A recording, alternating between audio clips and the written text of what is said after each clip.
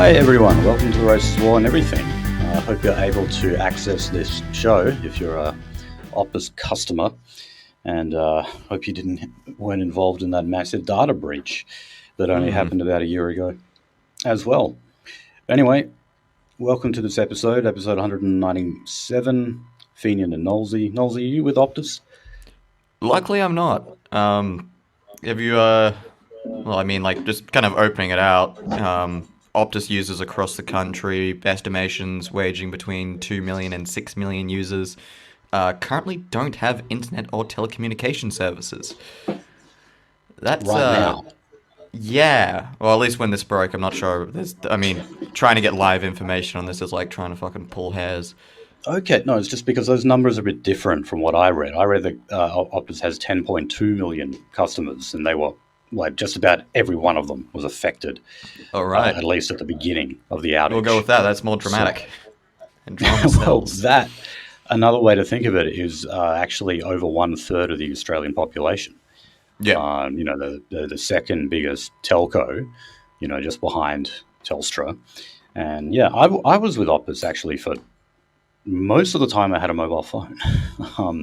I only switched over because, I won't say which one I'm with, but, you can get a lot of kind of cheapo services now. And they just don't give you that much data, that's all. But yeah, and I'm not one of these people who streams bloody TikTok and YouTube videos all day. Because you're a massive boomer. All that data. Yeah. Massive boomer over here. Gonna retire in a couple of years. No. I'm no. Well, boomerism is determined on how much TV you watch. Yeah, right. Pretty much. How much of you the watch a lot of TV, you're a boomer. How much of the black one. the residential shining screen you stare at, and how many demons come out of it into your mind? Right. So, Optus did say right from the beginning that this was not a cyber attack, which made me scratch my head because they were saying that they were investigating it, so that they didn't know what had actually caused the outage, but at the same time they knew it was not a cyber attack. I mean, do you think this looks like a cyber attack? Looks like a cyber attack, smells like a cyber attack, and they're putting together the legal plan that any internet service provider or technical company would actually do right now, considering current legislation and liabilities. Right, okay. Because, I mean, obviously what happened last year was a cyber attack. That was where people's personal data was broken into, essentially. So, again, you're talking about 1/3 of the Australian population who had information compromised. And Optus were warned at that point that such a data breach in future could mean massive financial penalties for them. So you can definitely see how they would be motivated to say, no, this was not a cyber attack because, this is now the second time in a year that there has been a major incident at Optus. And, they're saying it's the only time anyone ever hears the CEO's name, Kelly Bayer Rosmarin, is when Optus is in trouble. Yeah. And also, if you're going to put yourself in Optus's boots right now, again, considering, how the ground settles legally in terms of, their liability for the security of your data, you would absolutely try and push the buck as far as you can to not admit that. Right. So, look, I'm just going to read something that I kind of got. I don't know if you could call this insider information, but let me just say, I mean, look, this is coming from I'm a guy who knows a guy who knows a guy. That's all I'll say. But anyway, let me just read out this theory, and you can tell me if fucking power broker over here makes any sense. So, this theory says that it was likely a failed core switch or router upgrade. That may have been likely given the fact that the outage was for, a specific amount of time. And also when the outage did start was the early hours of the morning, which is when most ISPs perform firmware updates. Yep. So that outage went on for for hours with no official explanation, as we were just talking about. And that suggests a hardware failure that may have been an old piece of a kit that was rebooted and it died on reboot, something like that. So I was gonna say, if it's hardware, Optus fucking leases all of its hardware from Telstra. So wouldn't you expect the same thing over other ISPs? Not all of it. Not all of it. Optus has actually built their own mobile phone towers, for example. I mean, yeah, you're right, probably most of it. But Optus is like the only other telco that's built its own infrastructure. Yeah, I mean, Telstra was a government monopoly, so of course, they would have the big bulk of it. But yeah, Optus do have some. Okay, so the hypothesis basically is that someone was doing a firmware upgrade on end-of-life pieces of hardware. It died on reboot, and then Optus had to go and replace it with something else. Then configure, that new piece of hardware from scratch, which obviously takes some time, and you can't get everything back online until you've actually configured that hardware. But the other thing that's said here was that this is sort of the kind of error that you would expect to see in South Africa, or let's say a third world country, or a deindustrializing country. Yes, South Africa, where a SD card strapped to a pigeon delivers the data faster than the actual internet infrastructure, right. If at all. So when it comes to the issue of diversity hire, in other words, whites being replaced by, I would say in this case, probably Pajeeps, because considering we're talking about a telco, this just may be a sign of what the future of Australia looks like in terms of, stuff that would ordinarily never ever happen could actually happen regularly. Actually, talking about South Africa, world workforce. The actual tech workforce in South Africa is Indian. And a lot of people realize this, but there's a fuck ton of Indians in South Africa, and if you actually if you go and look at their tech infrastructure offices, it is Indians. Yeah, and IONET has their their call center in South Africa as well. Oh fucking Jesus! Yeah. So I don't know. What do you? That theory there? That's obviously saying that this was internal technical issues and was not actually a cyber attack.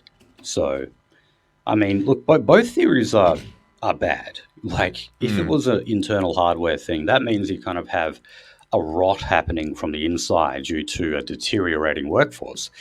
Or you have Optus just basically ignoring the warnings that came last year to improve their cybersecurity because they just, suffered an attack all over again. Both outcomes are pretty bad for Optus. We got some Pajeetabolic collapse. You could maybe call it that, yeah. Yeah. Fair enough. But also, like one of the weird things I was seeing just, scrolling today was people complaining about them not being able to either change their plan, swap their numbers over, or like being added to plans that they didn't really sign up for. And when questioning it on their helpline, or the Optus helpline, just getting abusive messages back. Yeah, I mean, one of the things that they're really getting shit for is how they are handling this in the public domain. So, I mean, for one thing, the Optus CEO, Kelly Bayer Rosmarin, who, yes, is of the tribe, was actually missing in action for several hours, like before she'd even put out a statement. Usually when you have something like this, the CEO is expected to front the cameras like within minutes, pretty much. Think of when they've had industrial disputes within Qantas, for example. Alan Joyce, would be in front of the cameras in about 20 minutes. You're supposed to do that here, and she did not. So she was out missing in action. And then, at the same time, you've got all of these Optus customers, of course, like complaining or asking to be, have their services switched or cancelled or whatever. And apparently they're getting like the runaround, or they're getting like what you could basically call abusive messages from their staff. And I'm wondering again, is that to do with how many Indians they're hiring? Because Indians don't know how to fucking talk to people. No, I don't know, if it's not on a flow sheet, computer error, must start smearing fucking feces all over my computer screen. Right, yeah. So that's a lack of, you could say, emotional intelligence. I would just say that's a lack of empathy among Yeah. Indians. They have more psychopathic traits.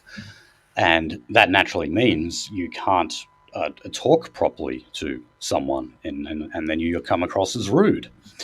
I'm Not sorry, a but good thing. if in your country a 12-year-old girl gets gang raped and then over the course of the day while trying to report her gang raped gets gang raped 5 more times by separate people, Mm. I don't know what to fucking say about your country, man. Right. And by the way, there's a good Telegram channel now called Indian Invasion Exposed, which is, Mm. yeah, about the invasion of Australia, which, yeah, seems to be increasingly coming from India rather than China. It's both, but it looks like they're competing for top spot right now, ever since the India Free Trade Agreement and all of that. Um, so anyway, they did announce today, Optus did, that they will compensate consumers and small business customers with 200 gig of extra data. That's All it. right. You get 200 gig of extra data. 200 gig. Okay, so for a What business if you? that just goes missing in fucking like 5 minutes, and for a person that goes missing over like the course of 3 days. What if you were on an unlimited plan, which most Oh small yeah, I forgot businesses about would that. be? Yeah. Most small businesses would be on an unlimited plan, so that just means nothing. So yeah, that's what it was. So yeah, so from Monday, 13th of November, eligible postpaid customers, both small business and consumers, will be able to access 200 gig of extra data, and customers have until the end of the year to activate it. Eligible prepaid customers will be able to access unlimited data on weekends until the end of the year. Wow, you're so generous, aren't you? What the fuck? Now, I wonder, is she that generous, or perhaps she's a little more generous when it comes to the donations she makes to the JCA. Mm. Let me just send you a link, Nolsey. You can have a look at this. So this was the JCA, which I think is Jewish Community Australia.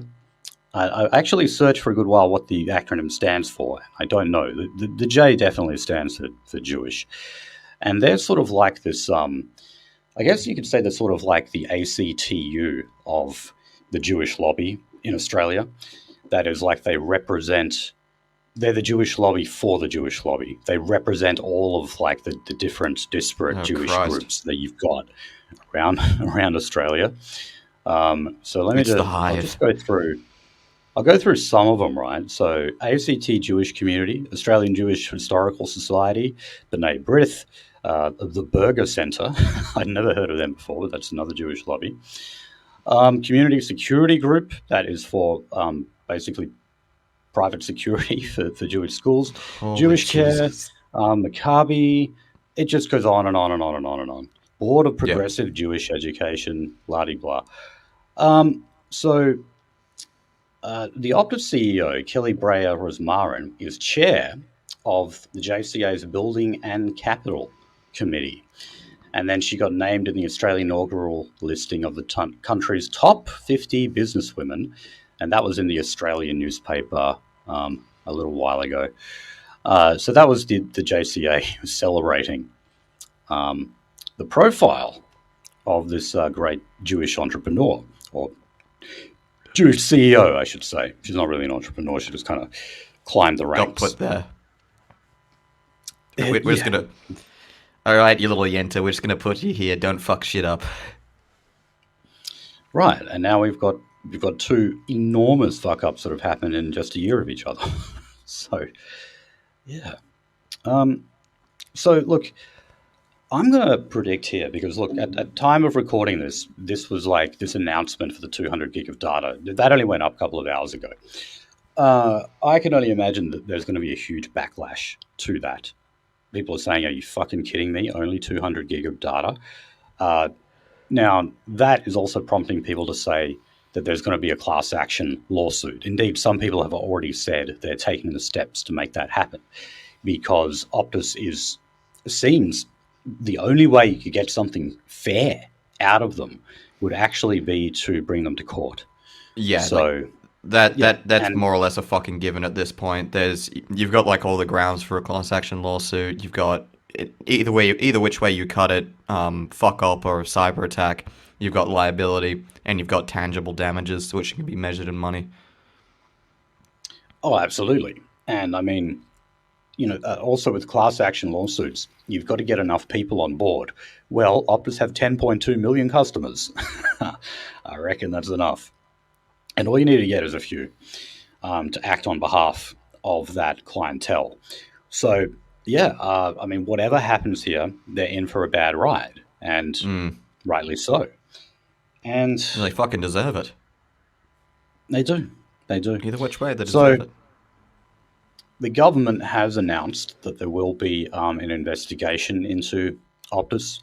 Uh, the minister, the relevant communications minister, who is Michelle Rowland, has said that they should very seriously consider compensation. As we can see, yes, they are compensating people with 200 gig of data, but I don't think that's what she means. She's talking about refunds, actual cash back to customers. And so the Greens have also called for a Senate inquiry, and that might be one of the those inquiries that they get, because there's a lot of, white hot anger out there. So, yeah, good chance that you might actually find bipartisan support or tripartisan support from most of the senators for that to happen. And yeah, I mean, you have to remember that a telco going out, this meant that obviously things like calling the ambulance were made more difficult. Apparently, it was working on the mobile phones, but not on the landline. But there were reports of other people. For example, someone said they were trying to call an ambulance at an aged care home, and it didn't work on a mobile phone. And then they had to quickly run down and find someone on the street to ask if they could call from their phone instead. So apparently, even emergency services was not working on some mobile phones for a few hours. Shit. That is, yeah, I mean, I don't need to point out how fucking serious that is. And, you had FPOS machines offline and, yeah, just utter fucking chaos going on for a lot of people. So, yeah. Well, unfortunately, we live in a very fucking internet-based digital age. So, yeah, fucking how much shit that you fucking touch on a regular basis only operates because it has an internet connection. Yeah, that's the other thing as well. And, they're a massive supplier of internet use too. So now it's going to be very hard for Optus to sell themselves after this, because after the data breach, they were more or less saying, look, this is just one of those one-off things that every company gets every now and then. Well, they can't say that now, because they've had two in a very short period of time happen back to back. Optus customers are not going to be sold on that message. So it's going to definitely be interesting to see the absolute exodus of Optus customers happen over the next couple of months. I bet that's going to happen. I can't see it any other way. So,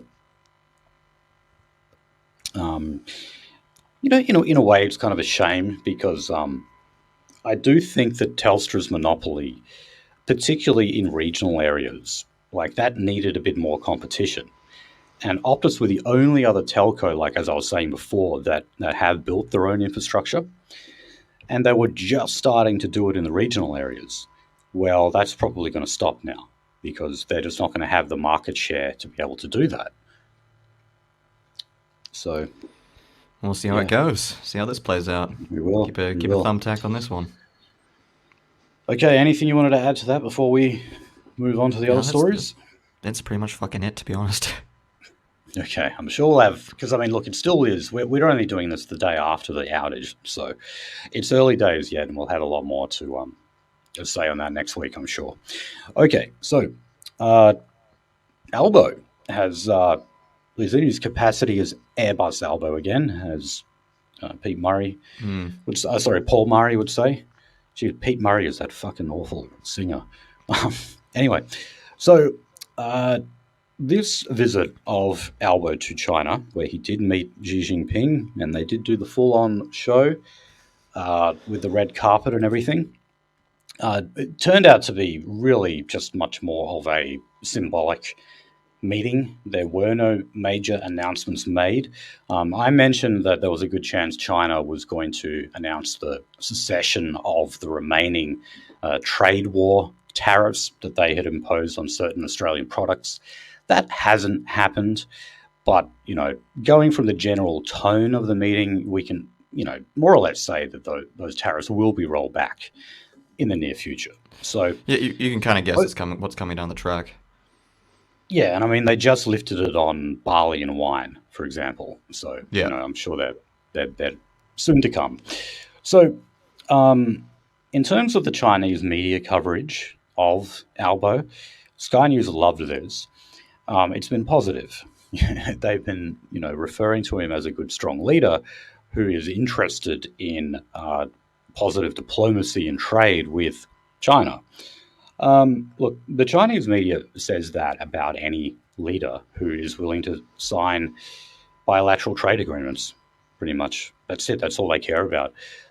This is not to do with sharing a common ideology. Okay, so it's not them saying that Albo is a good socialist prime minister or anything of the kind. They will just give that to anyone who's willing to trade with China, and that's what they're willing to do. Xi Jinping said very similar things, in that Albanese was a guy who wanted positive relations with the country, and that they were embarked on the right path and being conducted in a more mature way. So there, when he was saying that, he's talking about how, you could say the relationship was sort of damaged under the last Liberal government, where you did have the escalation of the trade war and everything. So it's just another way of kind of saying America, yeah. Now, we remember that Albo was in the United States like only a week or two before, where he got a similar, very welcoming reception.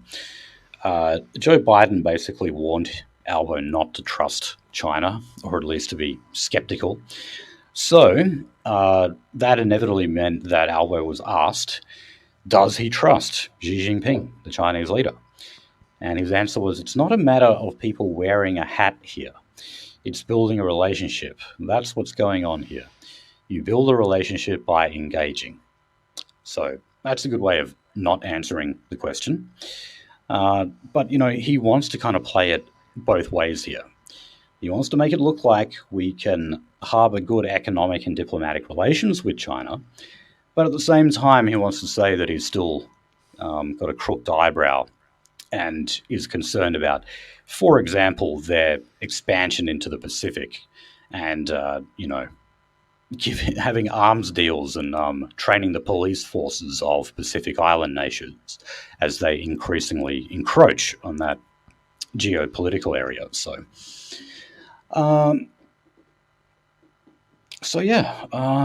There really wasn't that much else. Everything I went through there was basically to do with rhetoric and symbolism and business as usual. So, on the other hand, we've actually got something much more tangible coming out of Queensland.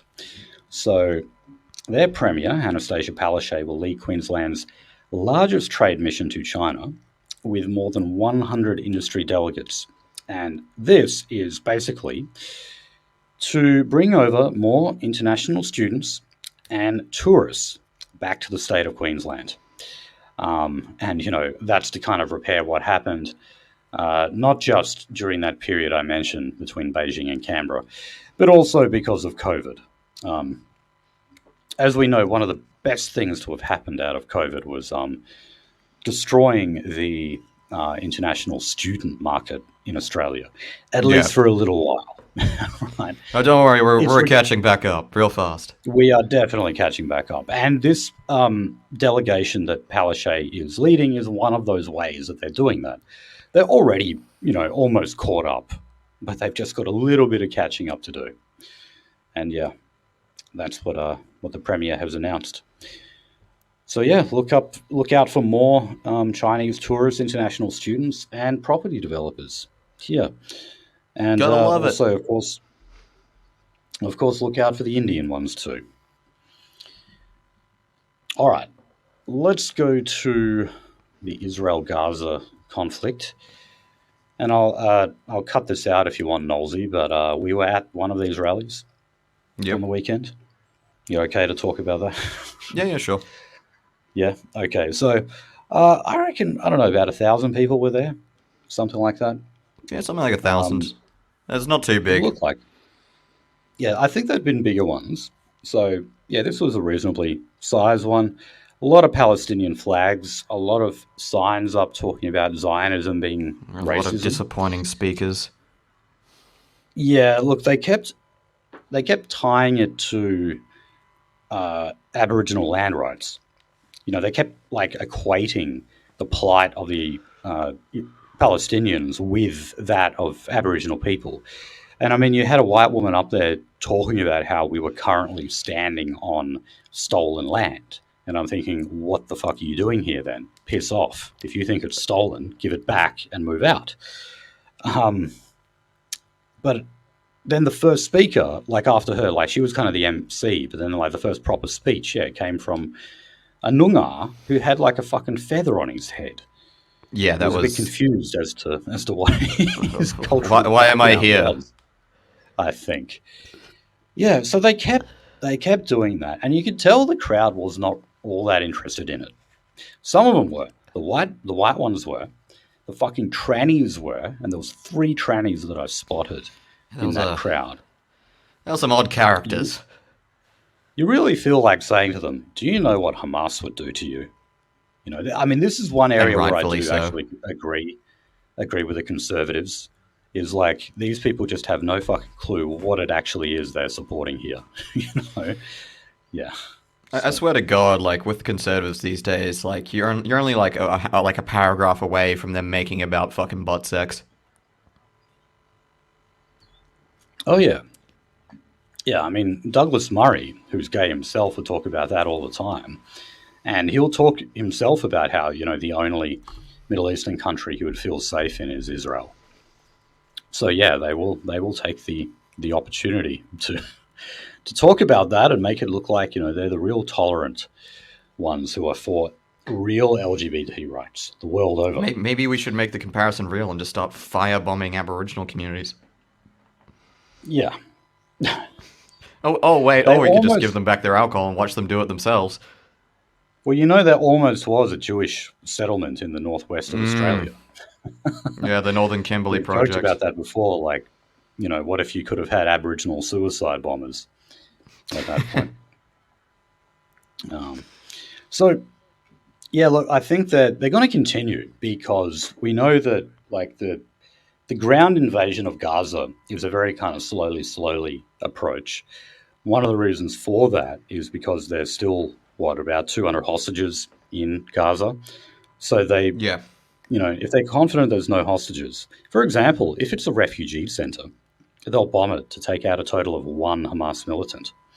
But if they have reason to believe that hostages are concentrated within a particular area, obviously they can't just go and perform some carpet bombing. They have to be more precise with it, and that means that it's slow and ongoing. Did you see the fucking footage that Syria Girl just dropped like a couple hours ago, where like they actually released the fact that they used a American given Apache helicopter to clear out quote unquote Hamas fighters from that concert, and they had to tacitly admit like, oh god, we're put in this really bad situation. Yeah, we did actually blow up a whole bunch of our own civilians from the rave. Yeah, from the rave. Oh, okay. I did hear something about that. They deployed attack helicopters to that fucking thing. And then they just started fucking missiling people. Holy shit. Right. Yeah. That is... Wow, okay, that's over the top. Yeah. And look, I believe the death toll is actually at 10,000 now.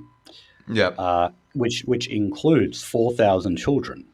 So, I mean, Jesus. That is incredible. That's 40%.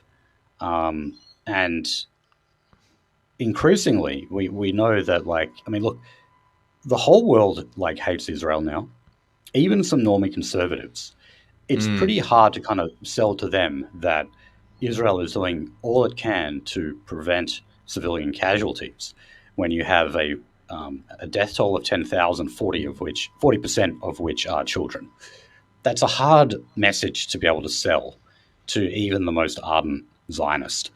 So this is extremely bad PR for Israel. And like I was saying, with the ground invasion being very slow and ongoing, this is just going to mean that the bad PR is going to be stretched over a long-term basis. It's going to mean countries rethinking their ties with Israel.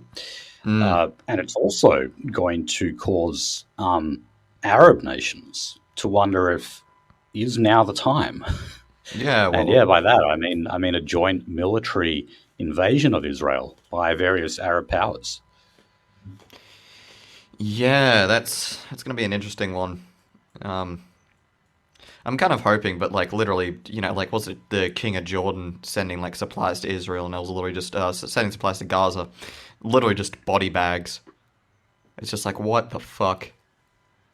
I know their own citizens in Jordan are calling out the government because they know that they have got a fake and gay American-installed government. So we'll see how it plays out. Right.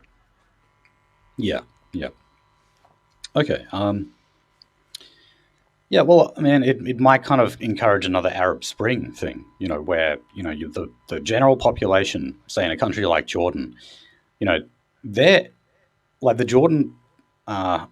Jordanian people, I couldn't think of the derivative there, probably like the closest relations of the Palestinians, okay?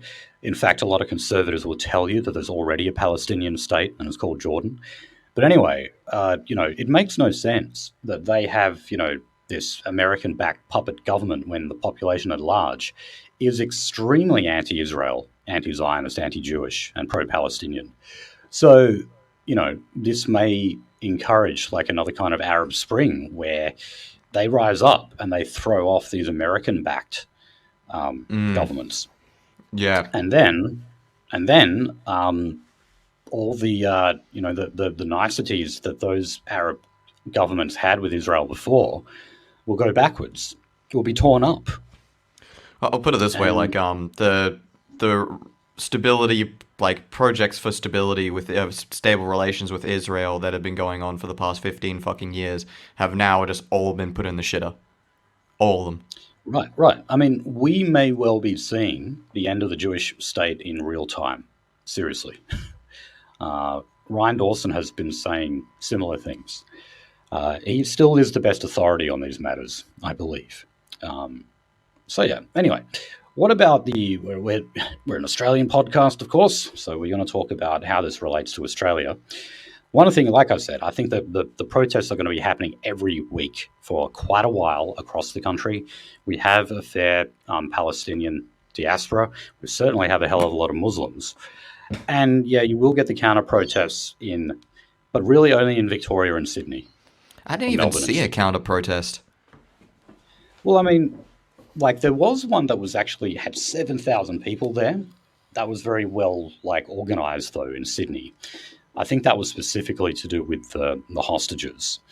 And now you notice that the Palestinian protests are kind of copying the optics where they're using the empty shoes. Oh, Jesus. Because they were doing that at the one we were at. I don't know if you remember that. Yeah, they had all the shoes lined up. Yeah. So the Prime Minister, Albo, and Penny Wong are both saying they're still going on with the old line that Israel absolutely has a right to defend itself and that it has a right to strike back against Hamas. Sky News is still saying that is too much of a lukewarm response, and they're basically just not being fanatical enough when it comes to support for Israel. Now, if that wasn't bad enough, well, I'll read out what Albo said recently about the civilian death toll. He said the civilian death toll is quite rightly causing enormous concern around the world. Every Palestinian life matters, like every Israeli life matters. Every effort has to be made to ensure that innocent civilians are protected to every extent possible. It is very difficult because of the way that Hamas operates. He has to put this in. With the use of civilian infrastructure being mixed with what is effectively military infrastructure. But every single effort has to be made. Whoa, hold on a sec. Now, for starters, obviously not now, but the Gaza Strip had at least, 2.2 million people crammed into it. It's actually the most densely populated region of the world, except for Hong Kong, which, Which, if you've ever been to Hong Kong, sardine can does not begin to describe the situations there. I haven't, but I have spoken to many people who have been there. Even my sister, Kowloon? Who was like a fucking urbanite, she told me it was, it felt too claustrophobic there. Oh, yeah. Was Kowloon City in Hong Kong? I can't remember. I'm not sure, man. I'm really not an expert on that. Kowloon City, also known as the Human Brick. I just remember back in my libertarian days, Hong Kong was always referred to as like the libertarian utopia on Earth. They just had like everything right, or as close to it as you could possibly get. This is prompting calls from... Oh, wait, no, sorry. I was still going to comment on that thing you said about the civilians. Well, hold on a sec, Albert. Why is it then that, Hamas went and took all those hostages and basically spread them around the Strip? They actually want to make Israel afraid of killing civilians that they actually care about. In other words, Israeli Jewish civilians. Oh yeah, God, who was it that caught this one Jew up in a fucking thing? He managed to like out-pillpull a Jew. He's just like, all right, so say that like the hostages were in Israel. Would the Israeli government's response be to carpet bomb areas and go in and just do mass civilian casualties? Because someone's being held hostage, and the guy literally said no, because then he'll be dealing with Israelis and Jews and not Arabs, and it's just like, oh right, so you literally look at them as like below you, all right. The guy had to backpedal on that. Look, when Israel goes and does something like blows up a hospital or a refugee camp or something like that, while at the same time saying don't trust the numbers that Hamas put out there, what Israel has actually done is they've purposely hit a civilian target. They have killed X amount of civilians on purpose, and then just to kind of convince their useful idiot evangelical Christian Zionist supporters back in America they don't even fucking exist anymore. I actually looked at some information. They're dwindling. But what I'm saying is, how Israel handles the PR on that is just, Hamas fighters hiding there. That was it. Yeah. That's how they justify every single one. That refugee center the other day, they said that they got one Hamas militant, even though they killed about 50 people. So it's like, what? Is that the ratio, is it? You're willing to take out 50 civilians for one Hamas militant?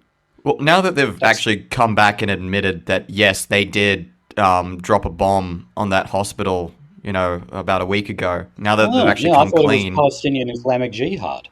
No, they've come clean now. They said they did it. But their excuse was there was some like XCOM style underground base underneath that hospital. So that's why they had to use like a fucking like basically bunker buster ordnance on it. Well, what about all this shit they were saying before about how their like radars and that picked up rocket fire coming from like several areas, and they said that many of those rockets did enter Israel, and were taken out by the Iron Dome or whatever. But then they're like, but one of them misfired, and that's what hit the hospital. That's what they originally said. Well, again, like, did you see a little like excerpt from a news column in like from some paper in the UK from like the mid '80s where it says like, Israel PR strategy is to blame it on the enemy, and then say like, actually it was a mistake by the enemy, and then say like, we did it and there wasn't many civilian casualties, then admit there were civilian casualties but actually point out that your enemy kills way more civilians, and then admit that you actually killed way more civilians than the enemy does, but why are you still focusing on this? Because, it's because you're an anti-Semite. Right. I mean, that's the only thing here. And, while, Peter Dutton won't outright come out and call Albo an anti-Semite, they're effectively doing that over on Sky News. Yeah. Or at least saying that, they're lukewarm and timid when it comes to to Israel. But I'll just skip ahead a little bit. They don't want baths of Arab blood to swim in, so therefore they're anti-Semites. Jesus fucking Christ. Right. Yeah, that's it. Yeah, so the administrator of the Tasmanian ALP, Doug Cameron, he's an old union heavyweight. I think he was from the Metal Workers Union. I can't remember. But he's one of those fucking, like, hard-edged Scottish guys who actually was a steel worker. You know, he's an actual blue-collar guy who got involved in... works in heavy industries, is Scottish. Are you sure he's not just a dwarf? No, Doug Cameron's not a short guy, I don't think. Anyway, if you remember the work choices debate, he was one of the guys who was front and centre. Most of our listeners probably would have an idea of who he is. Anyway, he's been accused of being an anti-Semite. So he, as you can imagine, by the way, he's of like the left of the Labour Party, like the real actual socialist, economic socialist left, not what Albo represents now. But he took to X, not to Twitter, on Sunday, and he said he accused Israel of a sophisticated and unrelenting program to influence Australian politicians. How about that? As a former politician, I have witnessed the overt influence of Israeli governments on Australian politicians. Trips to Israel are a sophisticated and unrelenting program to educate politicians has led to a muted response to years of institutional repression of Palestinians. Whoa! So there he goes. He was actually calling out the Jewish lobby. And I mean, a lot of that stuff that I just read out there, man, did he listen to our episodes on Mark Liebler on XYZ Live? Because that's exactly what we were talking about how Mark Liebler and other Jewish groups would literally fly Australian politicians to Israel and wine and dine them to, you know, make it look like Israel was just the best place on earth. And, you know, keep them in the back pocket from then on. And look, Doug Cameron was a senator as well. I can't remember if he was a minister, but you know, he was in a governing Labour Party, and he would have seen this stuff. So, what kind of a response did that get? Well, you had the former bloody Labour screaming. minister. This is a former Victorian Labour minister, right? So this isn't even coming from the Liberal Party this time. So he is, and also a federal ALP staffer. I got to admit, I hadn't heard of this guy. He's not exactly a massive name. Philip, Dalidakis. It's a Greek name. So I did look this guy up, and you know, his background is a lot like Milo. He's got a Greek dad, but he's got a Jewish mum. He considers himself ethnically Jewish, right? Well, I mean, and he's also religiously Jewish. He's religiously Jewish, is he? Wait, his mother's Jewish, right? Or his oh wait, no, his dad is Jewish. Sorry, I got it backwards. Are you talking about Milo or this guy? The politician. No, his mum is Jewish. Okay, so he is religiously Jewish then, yeah. Well, I mean, look, he gets his Jewishness from the maternal side, which, you know, according to Jewish law, means you're a full-blood Jew. But anyway, Dalidakis took to X and replied with, as a staffer in federal parliament, I briefed Doug many times. During one of those briefings, he made an overt anti-Semitic comment. His own staffer told Doug I was Jewish. Awkward. He is a coward, a bully, and a bigot, and an avowed anti-Semite. So there you go. Because of the fact that Doug Cameron went that one step further, which was to actually just criticize the Israeli lobby. Notice, you know, he was very careful to call them the Israeli lobby, not the Jewish lobby. You had a Moloch lobby. former Victorian minister from his own party come out and attack him as an avowed anti-Semite. Now, of course, he didn't say what that overt anti-Semitic comment was. And But surely we you know. would have to have other examples if it is an avowed anti-Semite. You know? So anyway, Doug Cameron has actually described those comments as unacceptable, defamatory, and untrue. And he said, I refuse to be intimidated. So, sue him. Yeah. Sue him. Take him to court, check the judge's last name and fucking 23andMe, and if it all turns out good... Exactly. Yeah, be very careful with it. I mean, see if you can get it held in Tasmania rather than Victoria. You'd have a much better chance of success there. Yeah, there we go. I would say. Yeah. But, no, I mean, honestly, you shouldn't have to put up with that shit. Take the cunt to court. If it is defamatory, which it probably is, then, yeah, take him to court. Okay, what else? So we've got 10 Australians who have successfully crossed from Gaza into Egypt. As we know, there's a very, very slow trickle of people being allowed to travel from the south of Gaza into without Egypt. being bombed. Right, which is the only other country besides Israel that they share a border with, of course. And by God, you're not getting into Israel. No, and I mean, look, the Israelis wanted to contain them in that spot for as long as they could to maximize the death toll. It was a revenge, you know, like, and you can get the most amount of revenge at the start. So you keep them all effectively locked in a box, and then you start carpet bombing only the areas where you don't think there are Jewish hostages, of course. So, yeah, that's what you do. Some good old-fashioned Bronze Age revenge. Yep. So there are 65 registered to leave. That is Australians who hold... Oh, sorry, I should just say Palestinians who hold Australian passports or citizenship. I still, I'm quite reluctant to call these people Australian. So anyway, consular support is still continuing over there. There's no more expatriation flights or anything like that. They're just continuing to offer travel advice and, how do they say, consular assistance to some people who are affected over there. Okay. So the Greens actually led a walkout in the Senate a couple of days ago.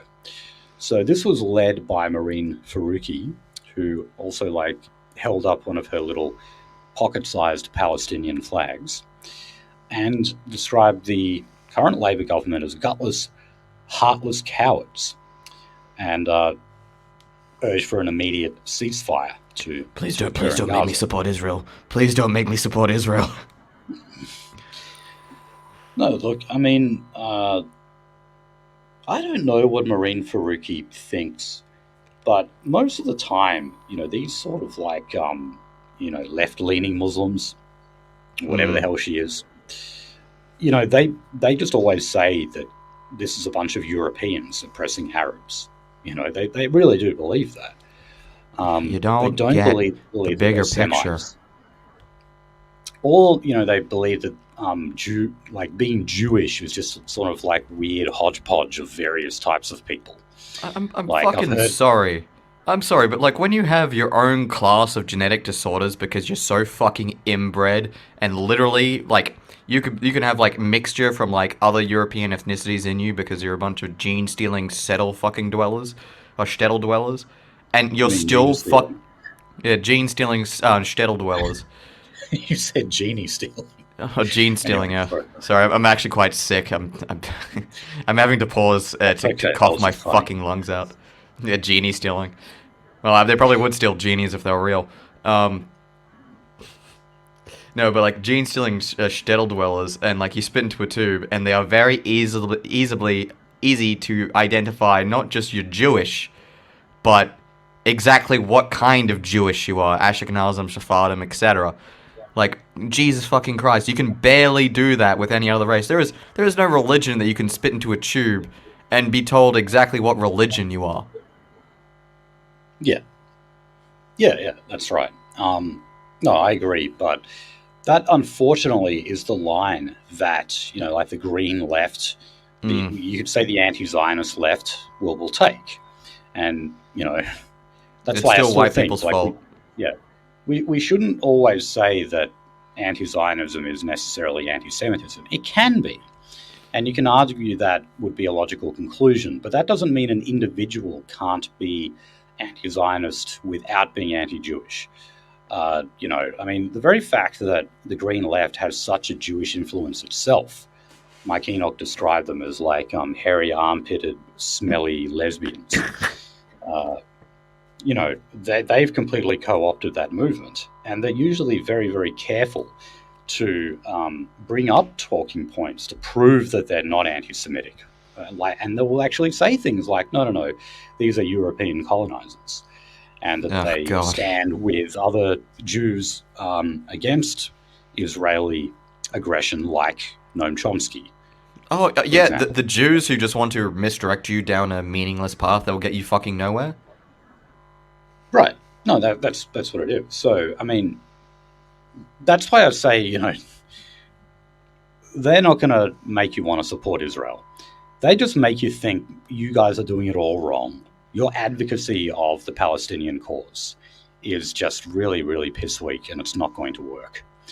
And that's why, even though they're willing to have you guys come and your trannies and that lift up signs and stuff, but they don't think of you as any more than kind of like, I was about to say useful idiots, but they probably think of you as useless idiots. They'll maybe just like to have you at a protest because you increase the numbers a little bit, but they certainly would not like any of you to be in the leadership ranks. You imagine like some fucking tranny, the head of some Palestinian lobby group, for example. Not going to happen. Definitely not going to fucking happen. I still remember that video of these guys standing on some concrete plinth, and they've got like queers for Israel, and then there's a TikTok by some Arab dude, and he's just staring up at them, like shaking his head, and then like flipping it to them, and then flipping back to him, and just shaking his head and laughing at them.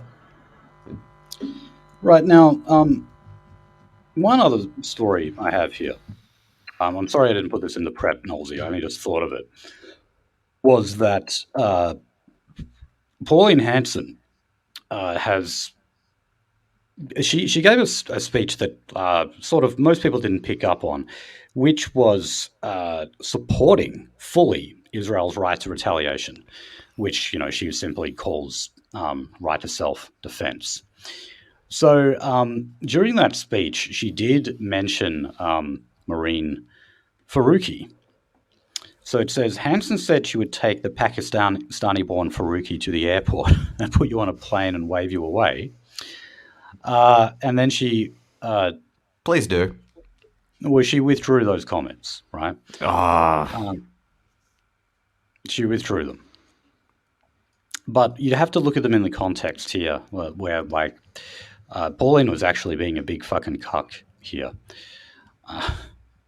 She was actually taking this as an opportunity to kind of draw on the Islamic anti-Semitism, let's say, because One Nation slowly morphed into like sort of a Geert Wilders style CivNat party. Yeah. I mean, also the only thing that's completely fucking useless. Like One Nation still supports some like economic protectionism. That's about the only thing they have in common with the old One Nation. The One Nation that you had in the late 90s. Like most of the immigration stuff is out the window, and you can watch a video of Avi Yemeni giving Pauline Hanson a big hug, where she talks about her staunch support for the Jewish state. So even Jews have gotten close to One Nation, and One Nation have their leader is Jewish in South Australia, and they led the way to have Nazi gestures and symbols banned in public. Okay, so. Ordinarily, while I'd love to support comments of sending Marine Faruqi back to Pakistan, you got to look at the context in which she made these particular comments, and it was to do with her support with Israel, which is very disappointing. Can we just strap it to a warhead and shoot her at Israel? So, also just remember that Pauline Hanson is still being sued by Marine Faruqi for very similar comments that she made a while ago. And that was to do with dual citizenship and also Faruqi's comments on the Queen when the Queen passed away.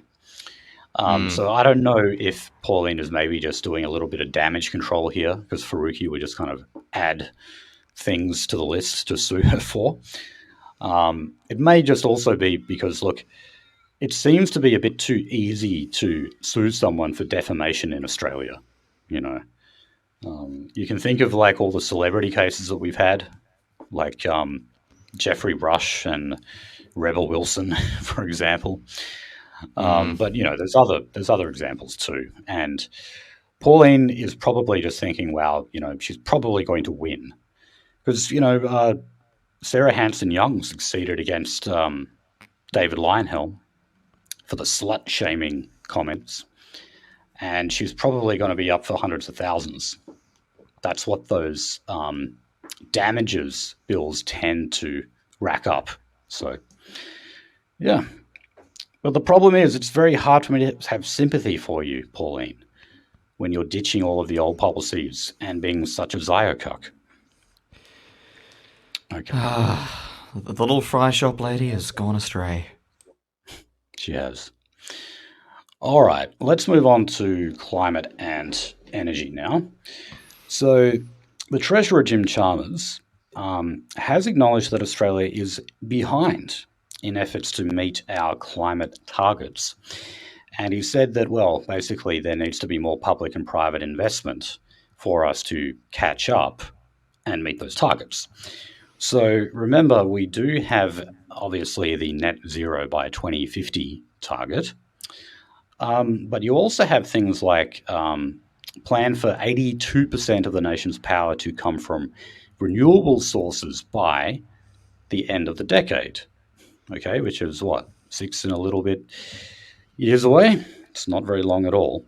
So new government analysis is showing that rather that number of 82% by 2030 is probably going to be closer to 60%. It's saying that one of the key holdups here is a need for a massive expansion in transmission lines across eastern Australia. No. Now, you remember we've covered these a lot. We're talking about the transmission lines that, you know, funnel the green energy power to the urban centres of Australia. And here we're mainly talking about Sydney and Melbourne. And much to the detriment, the environmental detriment of all these people living in the regional areas, which is where they build these fucking lines. So, because of the resistance that there is against those large-scale projects that mainly exist in regional Victoria and New South Wales, that's been holding things up. So now we've got increased pressure to get these projects expedited and to get all those country bumpkins to just shut up and suffer in their jocks because of it. Unfortunately, I think they'll be able to do that. Yeah. I mean, they've maybe managed to stall some of these projects. I believe that, you know, there's been some court injunctions that have occurred. But ultimately, we know that green groups are very good at lawfare. And, you know, everyday people funding lawsuits in regional Victoria and New South Wales, like, I'm sorry, they just can't go up against the organised environmental lobby. I love how wishy-washy they are about, like, locality and democracy within the locality, but, like, when push comes to shove, like, oh, trust me, they are willing to use the thinly velveted glove of the courts. Right. Gloving an iron fist, obviously. So there was a speech at the Melbourne Institute that was hosted by The Australian, and Jim Chalmers was a speaker there. So he said, while important building blocks are now in place and progress has been made, we will need to do even more to secure sufficient renewable energy generation, transmission and storage to meet our ambitions. And there he talked about increased funding from the public and private sector to get these transmission lines out there, while apparently at the same time not disrupting the lives of regional Australians. No. Can't have your cake and eat it too, mate. Yeah, that's just... yes, I want to build, you know, like several thousand, hundreds, probably tens of thousands, actually, if I think about it. Tens of thousands of these giant steel pylons in this agricultural area, yeah, that's totally not going to fucking disturb the ever-loving fuck out of the ground. So if you go down to Bunbury and you see those farm side billboards, right? Yeah, yeah. They have to pay rent on those into the fucking tens of thousands of dollars a year. Wow, tens of thousands.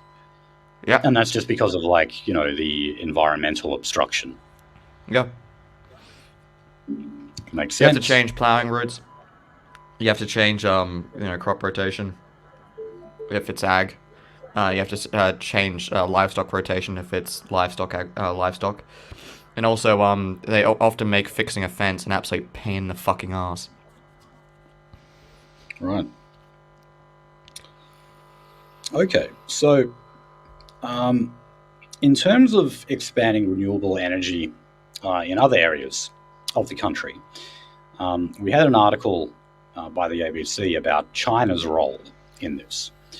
So, just to tell you what exactly it is that Australia exports. So we're massive suppliers of lithium for batteries, for iron ore, bauxite, gold, lead, diamonds, rare earth elements, uranium, and zinc. And they're all of those elements are used in the production of renewables. So globally, about 400 new mines will be needed to supply the car industry with batteries. So that's according to Benchmark Minerals, a report they put out. But they're saying that we need extra investment attracted to Australia from Chinese companies to make those projects viable and to continue this massive minerals export that we have here in the country. So, this report said that the investment in Australian mines from China has actually deteriorated a lot in recent years. And, that's to do with the trade war and other things. Yeah. Also, China's been searching for new sources for minerals for quite some time now. It was years ago that I was talking about the fact that they were going into parts of, the Stan parts of West Asia looking for iron, and they found some iron there, and they've actually built and set up a cross path for bauxite and lead and iron. Right, okay, but interestingly, and this is like the only time you'd see the ABC taking a shot at this body, but the Foreign Investment Review Board, this is basically the federal regulator that says yes or no to large investments from foreign companies in Australia. Yeah.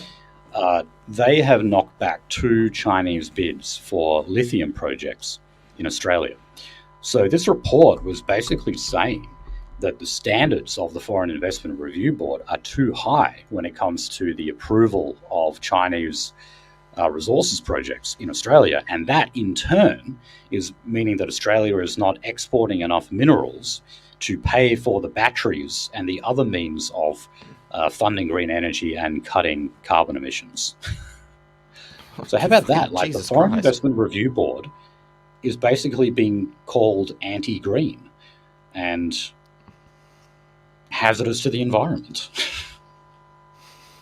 How about that? All right. I was gonna fuck it. If they want to buy rocks, let them buy rocks. Fucking Jesus. If they want to give us money to, get equipment to help us get more rocks out of the ground, fuck it, take the money. I guess so, but I mean, I don't want more fucking Chinese influence over here. Yeah. I mean, I would probably rather them do that than have their people over here, their tourists and their students, but, I'd rather have a whole bunch of yen than a whole bunch of Hans, I want to be able to sell them our minerals and then, they can sell us back their manufactured goods. But that seems fair and reasonable and, protective of both countries' interests. We want to sell rocks, they want to buy rocks. We want industrial equipment, they can supply industrial equipment. Yeah. I wish it could just occur that simply. And then I'd be all fine with Chinese. It has to be gay and retarded.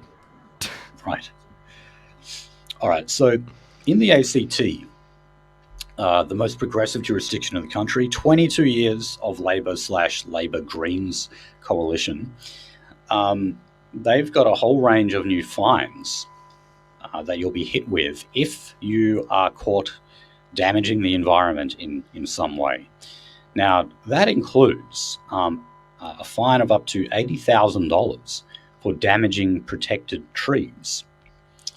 So, yeah, not like your average littering fine or something. Although all of those fines have been increased as well. All your standard stuff like littering and, I don't know, unauthorized fires and shit like that. So this is actually part of a plan where the government is seeking a target of having 30% of Canberra's urban environment covered by a tree canopy by 2045. That's an interesting one. Yeah, 30% of of Canberra's urban environment to be covered by a tree canopy. I mean, that can be good, but I'm just gonna say one thing. Like, if you plant a tree, yeah, you're gonna get like the heat reduction. You're gonna get rid of things like heat islands and etc. But you do have like an ongoing maintenance cost because every single tree basically is going to attack every single piece of concrete, asphalt, and engineered human material around it. And we've actually got some new information on how trees and etc. propagate roots. We used to think it was down in a big root ball like a lot of other plants. No, turns out trees go outwards for leverage, sometimes even up to about 30 meters. Okay. I can't. Yeah, that just needs to be kept in mind, but outside of that, I guess I'm for it. Just needs to be managed correctly. Right, but I mean, a lot of people are unaware of like just how ridiculous some fines can be. Like, oh yeah, like a like public urination. That fine is nearly $1,000. I know I don't know that because I got caught doing it, but I do know that. That just seems ridiculous to me. What about a public challenge pissing? If you can piss 10 feet up in the air and not get wet. I imagine that'd probably attract a bigger fine, but yeah, don't do that. Okay, last story is, well, surprise, surprise, you have another push by Pacific Island countries to increase climate funding and commit to more ambitious climate policies. So can we just give every single Polynesian family like fucking 5 family boxes they can clear out in one night just to shut them up? Right. Maybe a shipment of spam. What they do is like they always make you want to make you think that it's always their concern about climate change. So they will say that Australia's targets needs to be this, this, and this, or this company shouldn't be mining this mineral or whatever the hell it is. Oh, but the second part is we need more money. They don't care about that. They don't give a fuck how much Australian industry is emitting. They don't give a shit. That is just there as a convenient cover to make them look like they care about climate change. And they're able to play the victim because they are apparently the countries most affected by the ravages of climate change due to, being like below sea level. It's like that's the fucking I believe it was actually Vanuatu. It's like Vanuatu and their .tv internet extension and charging everyone through the fucking eyes to have the .tv extension. Yes. It's all about the money. Well, yeah, now it is. And look, I mean, at the moment, they're taking this opportunity because there is the COP31, which, as we know, is just like global leaders getting together to talk about climate change. And not just that, but you had, God, how do you pronounce this? This is actually a country. Tuvalu? It's a puny Pacific Island country. Oh, no, Tuvalu. There we go. That's the country I was talking about. It wasn't Vanuatu, it was Tuvalu.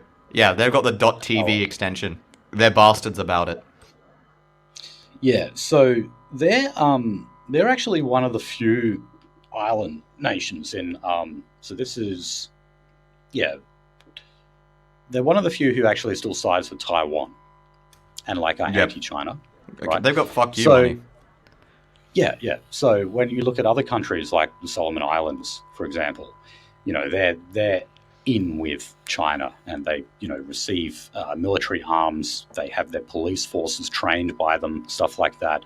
Yep. So you see, Albanese's got a vested interest here in making sure that those remaining countries who are still in the Western sphere of influence, like Tuvalu, don't jump ship to China.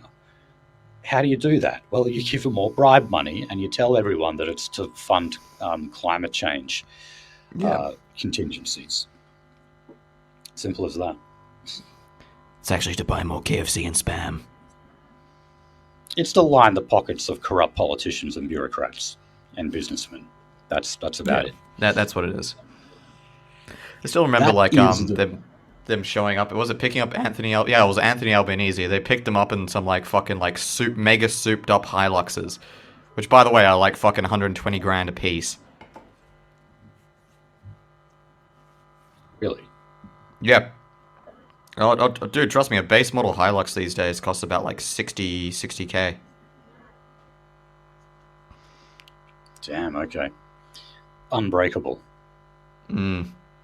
I mean, like you can put it on top of a building, blow it up from underneath it, and it still fucking turns on. Fucking Top Gear proved that. I haven't seen that. I heard that they did put it through all these ridiculous tests, and it definitely turned out to be the toughest. Kill it. They could not kill it. They literally blew up a building from underneath it, dropped it down like 15 or something odd floors, and it still turned over. I am by no means an expert on cars, but it's definitely fair to say Toyota make the best cars in the world. I don't think there's any doubt about that. The best engines, the best chassis, they're absolutely the best. See that, and I'm absolutely fine with buying Japanese cars. With us selling them the minerals, them using them to make cars and selling them back to us. That's fine. I think that's great. They are the honorary Aryans, after all. Okay. Shotgun music plays in the background as Finian turns over to look at his ancestral sword. Oh, Jesus. Well, I'm one of the few ones who, I literally don't watch anime. I don't. Me neither. I don't mind Akira and Ghost in the Shell, but, that's it. I've never, seen anything else. I've never been not forced to watch an anime. Oh, God. All right, let's move on to housing. WA first. So the Cook government has announced a $24.4 million fund. This is to help renters at risk of eviction. So not enough. This is at a point where we have a very low rental vacancy rate and cost of living crisis. Might I please remind everyone, we are the jurisdiction with the highest rate of inflation in the country. So, I'm going to give the audience a challenge, and forgive me for saying this or suggesting this. Go on Reddit. I know, I must do some Hail Marys after saying that.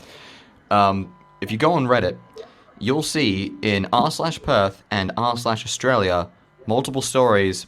Basically, the gist of all of them being, "Hey, I'm about to become homeless. Hey, I have a family of 3." And I am about to become homeless. Hey, I am currently homeless and living in my car. Where can I park so I don't get fucking harassed by the police? Something we've been talking about for a while. People who literally owned houses. By the way, a lot of them talk about owning houses or basically defaulting out and trying to get a rental at this point. Oops, sorry to say.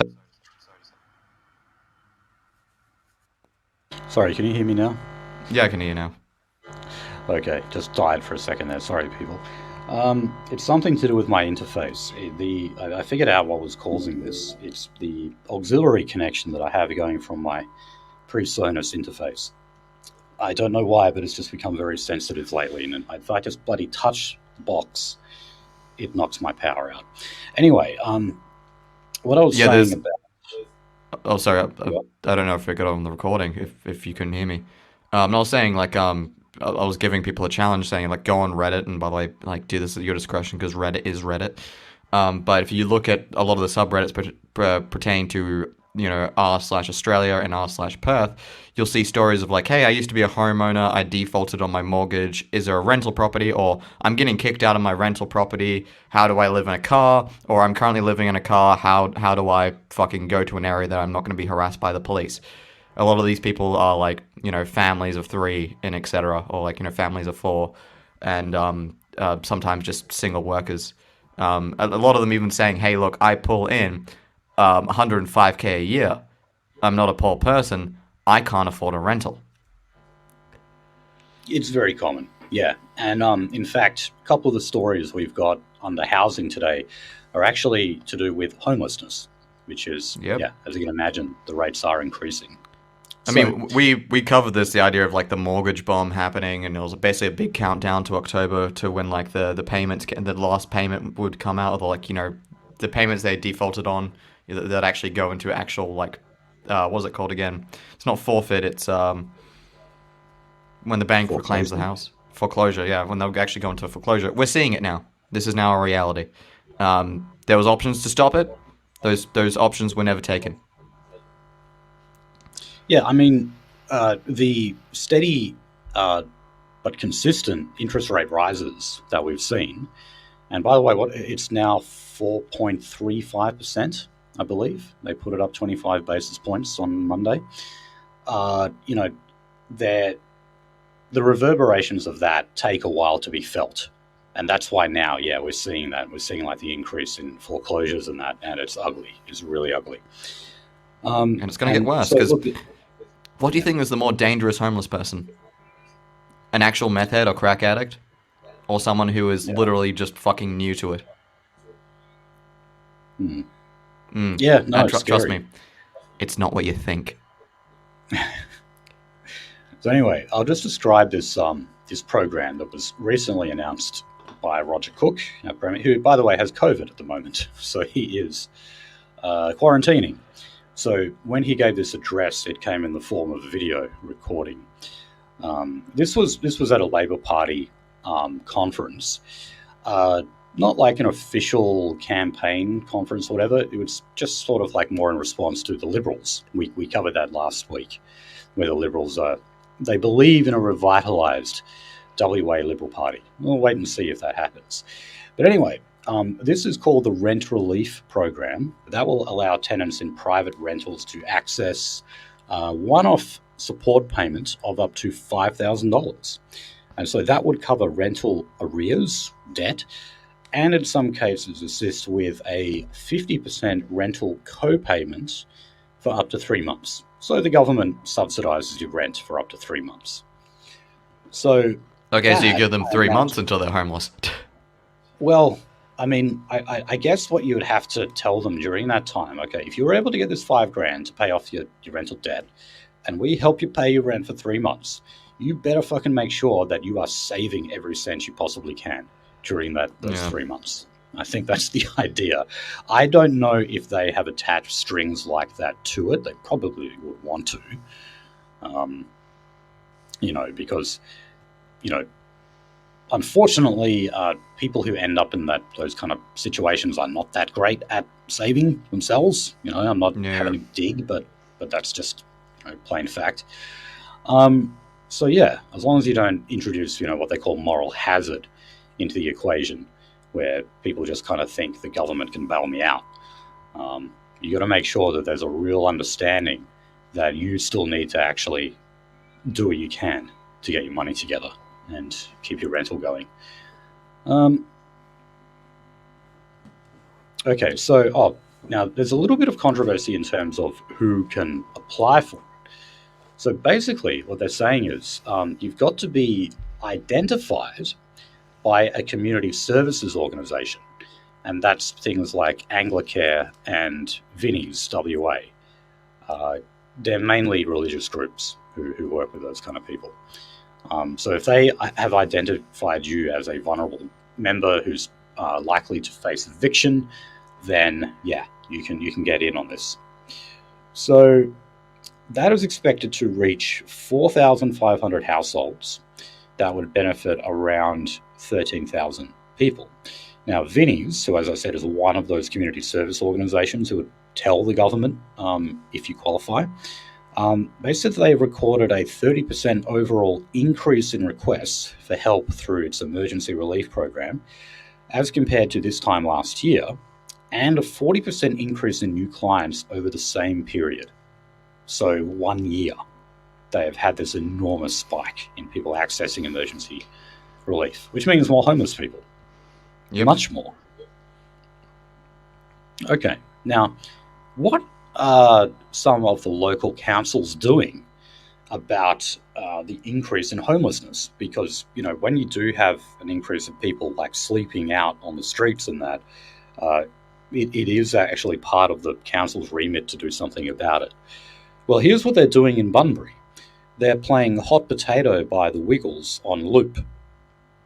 So this place, it's the Graham Bricknell Memorial Music Shell in Bunbury. This is an area where it has been, for whatever reason, very attractive to homeless people who live in Bunbury. And so as a way of driving them out, how they play classical music to keep blacks away. Well, apparently homeless people don't like the Wiggles, so they're playing Hot Potato. Do you have a small Vietnamese friend and some multicolored t-shirts? Because I've got an idea for something very funny. Is Jeff, is he the Vietnamese one? I don't fucking know. Yeah, it is Jeff.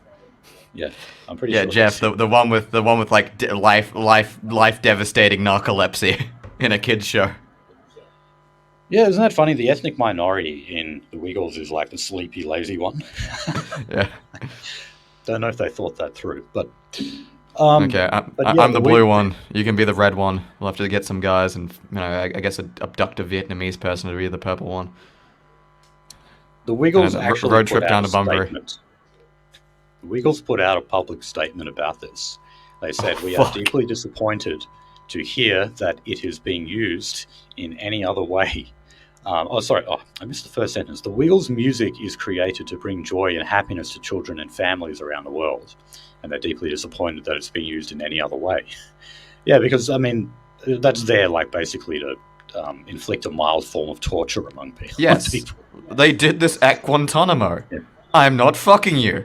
Yeah. Not fucking with you. They did this at Guantanamo. I think they literally played ABBA, Dancing Queen, on repeat for fucking, literally 2 weeks on end. Yeah, they did. To terrorize fucking the people in Guantanamo. Enter Sandman as well, by Metallica. Oh, Jesus. And they actually, James Hetfield, the Metallica frontman, he actually caused a little bit of controversy when he was asked about this in an interview. And he said, oh, well, look, I know that, our music to different cultures could probably sound like something really awful and grating. And he said, when I listen to Arabic music, I kind of feel that way. Right? I'm paraphrasing, but that's basically all right. Right? And that caused a fucking shitstorm because it sounded like he was being racist towards Arabs by calling their music shit. Well, dude, I've heard those fucking calls to prayer. And, yeah, I can agree with you. Arabic music is fucking torture. Okay, now, well, actually, still in WA, talking about homelessness, you've actually got a centre that is run specifically for homeless women. So this is the Community Support Service RUA, and yeah, for the past 2.5 years, they have been operating. And, sorry, let me just read this bit. The actual centre itself, the Rod Evans Community Centre in East Perth. And then it was transformed into a safe night space for homeless women. It did receive, it survives on private donations, but also government funding. Well, the Cook government just announced that they are withdrawing funding from it. So that is one less option that homeless women have got when it comes to finding shelter. So on the one hand, streets, you slag. Well, that's what they've got to do. Yeah, with the Wiggles playing like mad in the background. That's rough sleeping. I'm gonna give you my hot potato. Jeez. Yeah, no, Okay, it's so like fucking. I love living on Hell Earth. I love living this slowly and steadily collapsing, this brutally painful collapsing society, in which not only are there going to be more homeless, but we're going to fucking subject the homeless to fucking like literally constant music torture. Wow. yes. I'm proud. I'm proud of this sunburnt country. Yeah. Okay. Now, last story on housing. Yes. So the Turnbulls, Malcolm Turnbull and Lucy Turnbull, did a joint address at the National Press Club the other day, and they had a focus on housing. This is apparently where they are focusing their efforts nowadays. But Lucy Turnbull, you might not know, is actually the former Lord Mayor of Sydney. And so, she claims to have this issue very close to her heart. Really? Have you seen the kind of real estate that Malcolm and Lucy live in? It's among the most expensive in the country.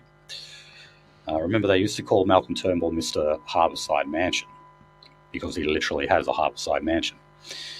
So anyway, they've said that the Housing Australia Future Fund, that Australians should give this 2 years to work. Now that, of course, was the fund that the Labor government started to build new social housing when the Greens always putting increased pressure on them to do more. So Malcolm and Lucy are saying we need to basically give it a 2-year test, and if it doesn't work, well, then they should start to consider some of their own policy ideas. So what are their policy ideas? Well, they want more medium density, affordable housing in Australian cities. And the examples that they cite where this has apparently worked are New York and London. Okay? Now, just imagine what would medium density look like in New York and London? Okay? It's fucking high density. All right? It's a fucking shoebox. Apartments. Yes. It's tiny, tiny apartments. So this was their plan. I mean, they were specific. They were really kind of just talking about Greater Sydney here. But they were basically suggesting this as a model for the whole country, saying this is what is the answer to the housing crisis that we're currently in. So again, when you ignore immigration, when you simply ignore the fact that we've got too many people living in our cities that is driving a housing crisis, well, how do you resolve that? Oh, well, we need to knock down the houses and build up the apartment blocks.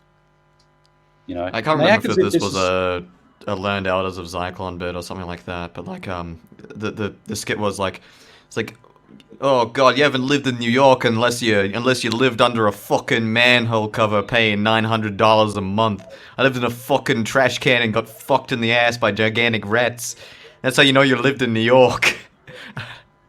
I just remember that because it made me fucking crack up laughing. Yeah, and I mean, man, anyone who's been to the CBD of Sydney knows it looks pretty damn similar to New York, Yeah, it does. It really fucking does. And the ethnic makeup does too, unfortunately. All right. So let's move on to A News. Now, one of the campaigners for The Voice, albeit not as visible as many of the others, that's the Indigenous elder Mick Gooda, is saying, because he lives in Queensland, that there is a current backlash against Aboriginal affairs in Queensland, which he just was not expecting. So he was expecting there to be a pushback of sorts, but he said it's just gone kind of beyond what even he thought. So in particular, he is naming the withdrawal of support of the Queensland LNP from the treaty process, which in turn meant that the Labor government, Annastacia Palaszczuk, had to scrap the idea totally because they said it could only work with bipartisan support. Now, he's not just saying that, though. He's saying that, general community opposition to other Aboriginal programs and demands, for example, truth-telling, is also beginning to be pushed back on. That's great. I was supposed to mention this last week, but I read an article by Keith Winshuttle where he kind of did his own post-mortem of the referendum. And he was talking about the welcome to country ceremonies, about how there were increasingly people complaining about it because, they're so widespread now. They're just everywhere. Like I've just about everyone I've worked with will say that, when they go to like some big work meeting or something, if it's important, the fucking person who starts off the speech always starts it off with a welcome to country or acknowledgement of country or whatever the hell it is. So people like Mick Gooder are now saying that even simple things like that are getting pushback because people are confident enough to do so. Now, as we know, the conservative side of politics in Australia, America, the West over, is very afraid of being called racist. Why else did they use Jacinta Price and Warren Mundine as the leaders of the No campaign? But at the same time, they'll support all of these bloody policies, but maybe they don't. Maybe there's like something about them where, they don't support an Indigenous voice. They don't support constitutional recognition. They don't support welcome to country and acknowledgement of country because a lot of their commenters don't. People like Andrew Bolt and Alan Jones, they actually won't support any of that stuff. But now that we've got a thumping no victory, 60% of the country, and not one state, even Victoria, voted no here, this is perhaps making the conservative side of politics a little bit more confident that they won't be called racist if they, say, complain about the welcome to country or acknowledgement of country. And I think that is part of what Mick Gooder is seeing now, that the Conservatives are less afraid of being called racist because of the thumping no victory. And as a result, they won't be as afraid as they were to push back on a lot of that stuff. So it would be interesting to see if, just as like a tactic, Aboriginal groups start reining it in a little bit because they feel like they pushed too far. So if that's kind of what you see on the horizon, Mick Gooder, that's great. Good. And I'm glad we had that referendum. I know it costs so much bloody money and everything, but it has been reassuring in so many ways. I love putting Aboriginals back in their place. That place normally being passed out under a bus stop, but... So, Michelle Turvey, who spells Michelle M-E-C-H-E-L-L-E. So yes, Aborigines even do the big snood stuff when it comes to naming their children. So she has been named WA's Australian of the Year. So the West Australian of the Year, I guess is really what you should call that.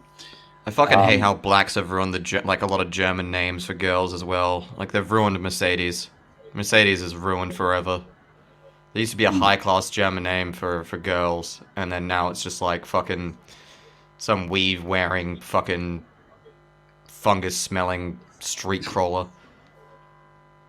Well, she won this award due to her advocacy work to prevent violence and improve the treatment of victims of crime. Now, for those who don't remember who this woman is, she is the mother of Cassius Turvey, who was a guy who, was probably beaten to death by a white guy. By a meth head, yeah. Yeah, by a meth head. By a fuckwit. It was basically a case of mistaken identity. There were Aborigines in the area who were smashing up, I think it was car windows. And then Cassius Turvey was basically falsely identified as one of those kids who was smashing up the windows. He wasn't. He was innocent. And so, what happened to him was awful. But this was not a racially motivated crime. Someone didn't say, hey, there's an Aborigine, I'm going to go and bash him. It was, no, hey, there's the kid who smashed up my windows. Let's get him. That's really actually all it was. And, this made news in America. This was actually international news. And so ever since then, you've got the mother who's just taken the advantage that, Rosie Batty did. When she won the Indigenous lottery. Yeah, she did. She did. Now, I'm not necessarily taking a shot at her either. I don't know. Maybe she is actually doing some work out there. But the problem with a figurehead like that is that she's just going to forever perpetuate the idea that this kind of crime prevention is specifically about preventing white on black or white on Aboriginal violence, when really it's got nothing to do with it. And in fact, it's the other way around. If you want to do some good work in terms of preventing violence in WA, well, who commits the most crime? I'm sorry, Michelle, but it's the people of your own ethnic group.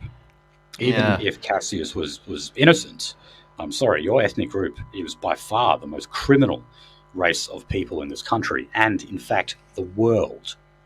No one has incarcerated more as Aboriginal people.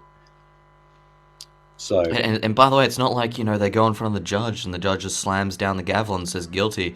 Literally, based on court statistics and court fucking information, we're the most lenient for you as well. Oh, yeah. No, absolutely. We don't need to rehash all that stuff, but the system is absolutely favoured on their side. How about this? We fucking throw into the community, make like a mobile Dan Murphy shop, give you some sit-down money, and see what happens in a week. Maybe you'll rip yourself limb from limb. Okay, last bit of A news we've got is that the federal government continues not to trust the Northern Territory Labor government to manage its own funds when it comes to crime, and specifically Aboriginal crime, right? Now, we know that the biggest indicator of that was where you had the Chief Minister, Natasha Files, talk about dry zones and intervention-era laws being discriminatory against Aborigines. And then the next day, after Albo paid her a visit, she had to reverse all of that and say, actually, no, we are bringing back all those old laws. So because you fucking now, have to. When it comes to the spending on family violence programs, which is basically just stopping Aboriginal domestic violence. That's all it is. It's Northern Territory Aboriginal domestic violence. The Commonwealth is announcing a $1.78 million injection of funds. However, it is not just handing those funds over to the Northern Territory government. They're actually doing it through, what is it? Oh, the community-controlled Larika Nation Aboriginal Corporation, right? So it's one of those Aboriginal NGOs that is funded from the sit-down money, the, what do you call it? The royalties. And the native title. The $4.2 fucking billion we give them a year. And by the way, I'm not joking about that number. You can look it up. It's 4.2 fucking billion. Right. So they actually trust one of these Aboriginal so-called corporations to administer that funding better than the Northern Territory government do. Wow. They must be really shitty with that. Okay. Oh, and by the way, this also... Bloody phone. Shut up. Oh my God, you're so edgy. This was also came off the back of... last week we talked about how there's an increase in private security funding in the Northern Territory. It turns out the Commonwealth actually funds most of that as well, right? Yeah, that's because police officers are quitting just like everywhere in the Northern Territory. I mean, the country over, but it's worst in the Northern Territory, mainly because of the Zachary Rolfe stuff. So, with that shortage, you've got to turn to the private sector. And the government, the federal government doesn't trust the Northern Territory Labor government with those funds either. So they've been the ones administering those funds. Okay. So, onto the economy. As I mentioned before, interest rates went from 4.1% up to 4.35%, which is, God, what was that? I can't remember what it was, but if you're on like a $500,000 mortgage, it's like nearly $100 extra a month or something. So, you'll feel it. And then, of course, there's reverberating effects that affect people as well. So not too much more to say on that. So when it comes to, this here is specifically on Western Australia's southwest, where there's a fairly big tourism industry, such as in Yaleyup. A lot of businesses there are saying that they can't attract staff. But you know why they can't attract the staff? It's because the staff can't find accommodation. Now, just think of the paradox here. We're always being told that the reason why businesses can't find enough staff is because we don't have high enough immigration. We don't have enough workers, whether they're skilled or unskilled, flooding into our countries on all these work visas. Yeah, and that's the reason why they can't actually hire staff. We're now in a situation where we have immigration that is so high and a housing crisis that has resulted because of that surge in immigration actually means that the foreign workers, and Australian workers too, who would be willing to work these jobs, these hospitality jobs mainly in the southwest of the country, actually can't do so because there is not affordable rentals there for them to live in. Wow. That is quite a conundrum you've got. So, yeah, I mean, look, that serves to kind of, in a way, disprove the idea that we simply just need more immigrants. We need more immigrants so we have less housing, and then they can't even house themselves, and therefore they can't move to these areas to work, because that's what you're stuck with here. And then we get like little fucking violent, cantankerous mobs of homeless people gathering outside of urban areas. I mean, Right, this is the recipe that you use to put together a healthy society, isn't it? So the government now, the WA government that is, they're responding to this, and they're saying that they will give $10,000 to Airbnb owners who rent their properties longer term. And they're also, if you want to be a recipient of that 10 grand, you've got to have your rent capped in Perth at $800 a week. And then in the southwest, that area I was just talking about, $650 a week. So it's not exactly rent controls, but it's like, an indirect form of it. So the hospitality vendors of WA have have responded by saying that that's just not enough. What they really need is more houses to be built there. Yep. Turn ourselves into a little sardine can. The sardine cities. Yeah, either that, or I guess you could import more foreign workers who would be willing to live in really, really shitty boarding. Oh, like But the damn Australian workers have their standards are too high. Fucking greedy, lazy cunts. Or the end stages of capital, or end stages of capitalism. Like, this is just what you have to do. It's just what you have to do. Like, there's no choice in the matter. It's just what you have to do. Like, I need this money. I need this money. I need my profits to go end over end every year. So we just need to import like 1 billion fucking Indians. I just need the money.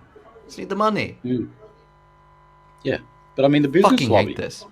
including actually, hospitality actually is one of the worst offenders when it comes to demanding foreign labor.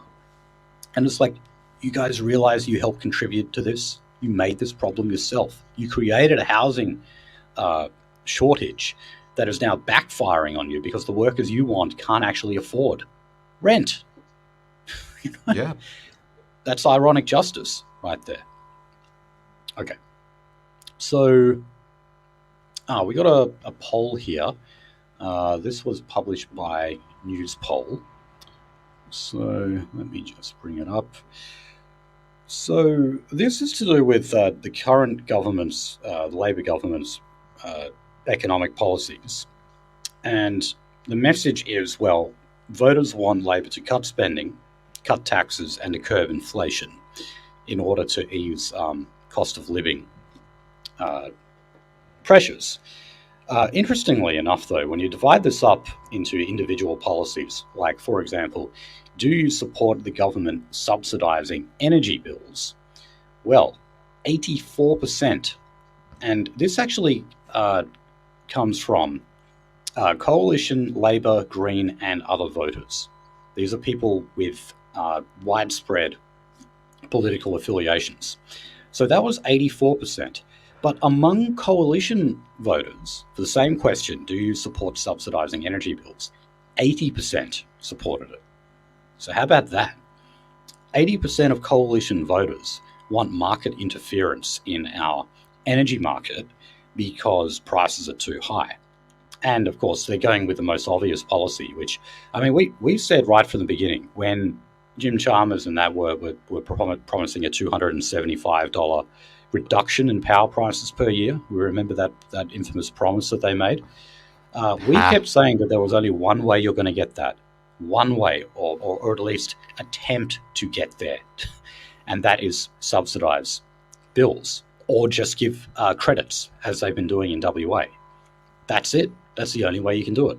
I mean, how the hell could you bring it about by other means with all these green energy projects and shutting down coal mines and coal fire stations? How on earth is any of that stuff going to decrease power prices? Okay, so have your bills decreased? So hell no. No. So when it came to subsidising fuel prices, cutting government spending, giving tax cuts to individuals, and giving cash payments to low-income families, again, a majority of all voters supported that. When it came to giving cash payments to low-income families, only 43% of coalition voters supported that. Okay, that's still like not a lot. That's close to a 50-50 cut there. So yeah, how about that? Pretty widespread support. Popular for all support. These players. Bloody big government conservatives, eh? All right. I love how they just falls flat on. as soon as it actually fucking is. As soon as Ty hits road, all that shit just falls into the gutter. So, Adelaide's, South Australian teachers went on strike today. We're talking about industrial relations now. So this is actually the second strike that they've had recently. The union had been meeting with the Department of Education and the Minister of Education, Blair Boyer. And, well, what were they being offered? So originally, they were being offered a 3% rise for the next 3 years. So that means, 3% next year, 3% the year after that, 3% the year after that. The union said no, not good enough. They actually wanted, I think it was 8.4% for the first year, and then the other 2 years were like around 6%. I'm sorry, I'm just remembering these at the back of my head here, but those figures are approximate. So the revised offer from the South Australian government was 4% over the first year, 3% over the second year, and 2.5% over the third, plus an initial cash payment. One of those like bribes. Here's just $2,000 each. Okay, take some hush money. So they rejected that as well, and they said that it's basically just as bad as what they were offering before. So Education Minister Blair Boyer, he disagrees. He said that offer was around $1.4 billion, and that apparently is the largest amount. But is he talking relative or absolute terms here? Because I bet he's talking absolute terms. That amount of $1.4 billion was the largest amount that has ever been offered to South Australian teachers. They actually had a fairly big protest in Adelaide's CBD today. And I saw they had signs up that said things like, teachers are the biggest influencers. Pay us as much as... And then, that put some bloody YouTube personality's name. It was really cringe. It was really Can you stop teaching the kids to be fucking gay? Maybe I'll be more sympathetic then. Right. I meto this is what I would do. I would say, okay, you're going to have a bit more pay. Because teaching is a profession. I agree, you need to be paid properly, but you got to have a good curriculum as well. So yeah, stop teaching all that shit. And by the way, go back to basic stuff instead of all this postmodern shit that you've injected into the learning process. Get back to basic reading, writing, and math. The stuff that does actually equip you for the skills in life and the workforce. Just go back to teaching that kind of stuff. Yeah, that would be a great way, the ultimate incentive. And that would also bring more men back into teaching as well. Yeah. But one of the reasons why teaching has turned out this way is just because there's too many females in it. I'm sorry. Females just go with the status quo. And unfortunately, wokeism or whatever the hell you want to call it is the prevailing ideology of the day. Well, yeah, basically call it Judaism. Okay, so the crossbench in the Senate, back to federal politics here, has sort of revolted in a way. So this was mainly David Pocock and Jackie Lambie. They did not agree to certain aspects of what's been called the Omnibus Bill. So this was an all-encompassing IR bill that included the Closing the Loopholes Bill. Now, Closing the Loopholes was mainly stuff directed towards labour hire, casuals, gig workers, and wage theft.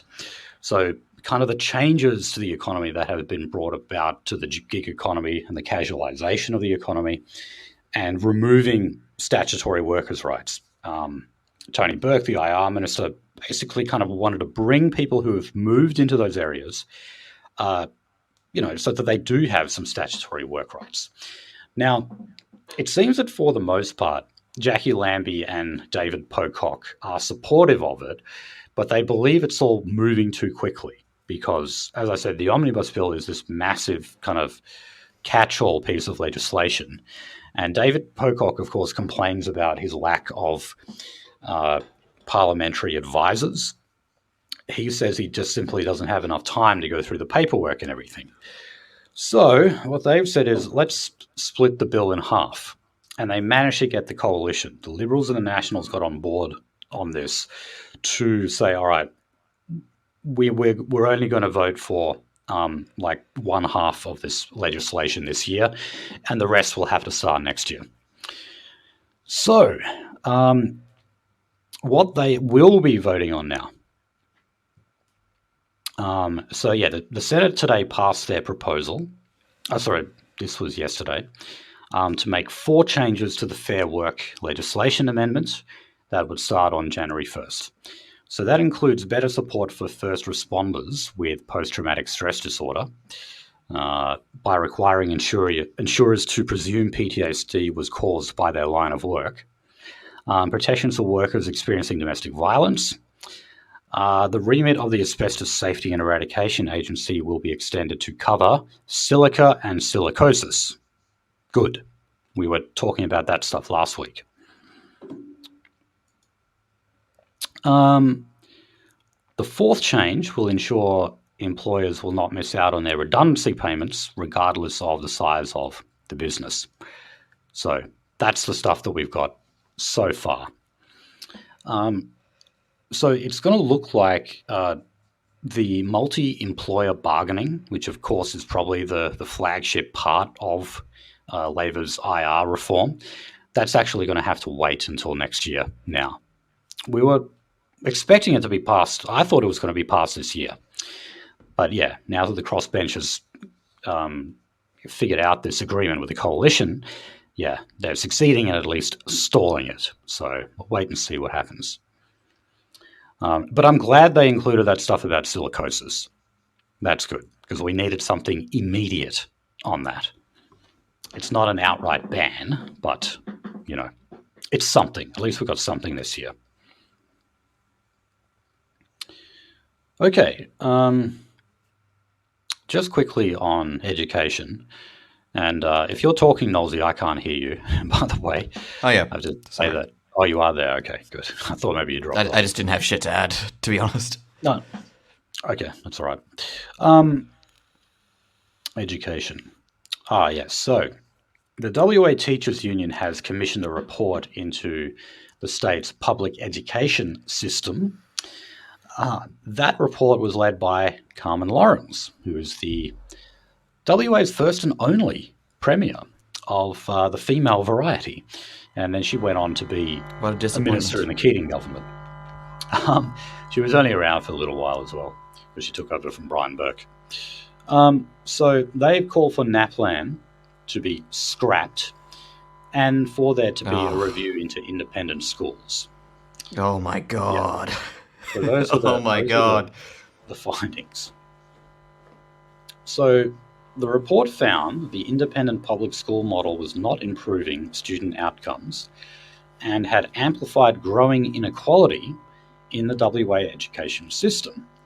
It also raised concerns that while the independent school system empowered schools to choose who they hired, it had led to difficulties in staffing regional and remote schools and produced inequality in terms of which schools could secure senior, experienced teachers. So, yeah, what do you think? Should we scrap NAPLAN? Oh yeah, let's scrap the fucking barometer you used to figure out how retarded the kids are. Oh, why are we doing that? Oh, have they been underperforming recently and it's kind of embarrassing?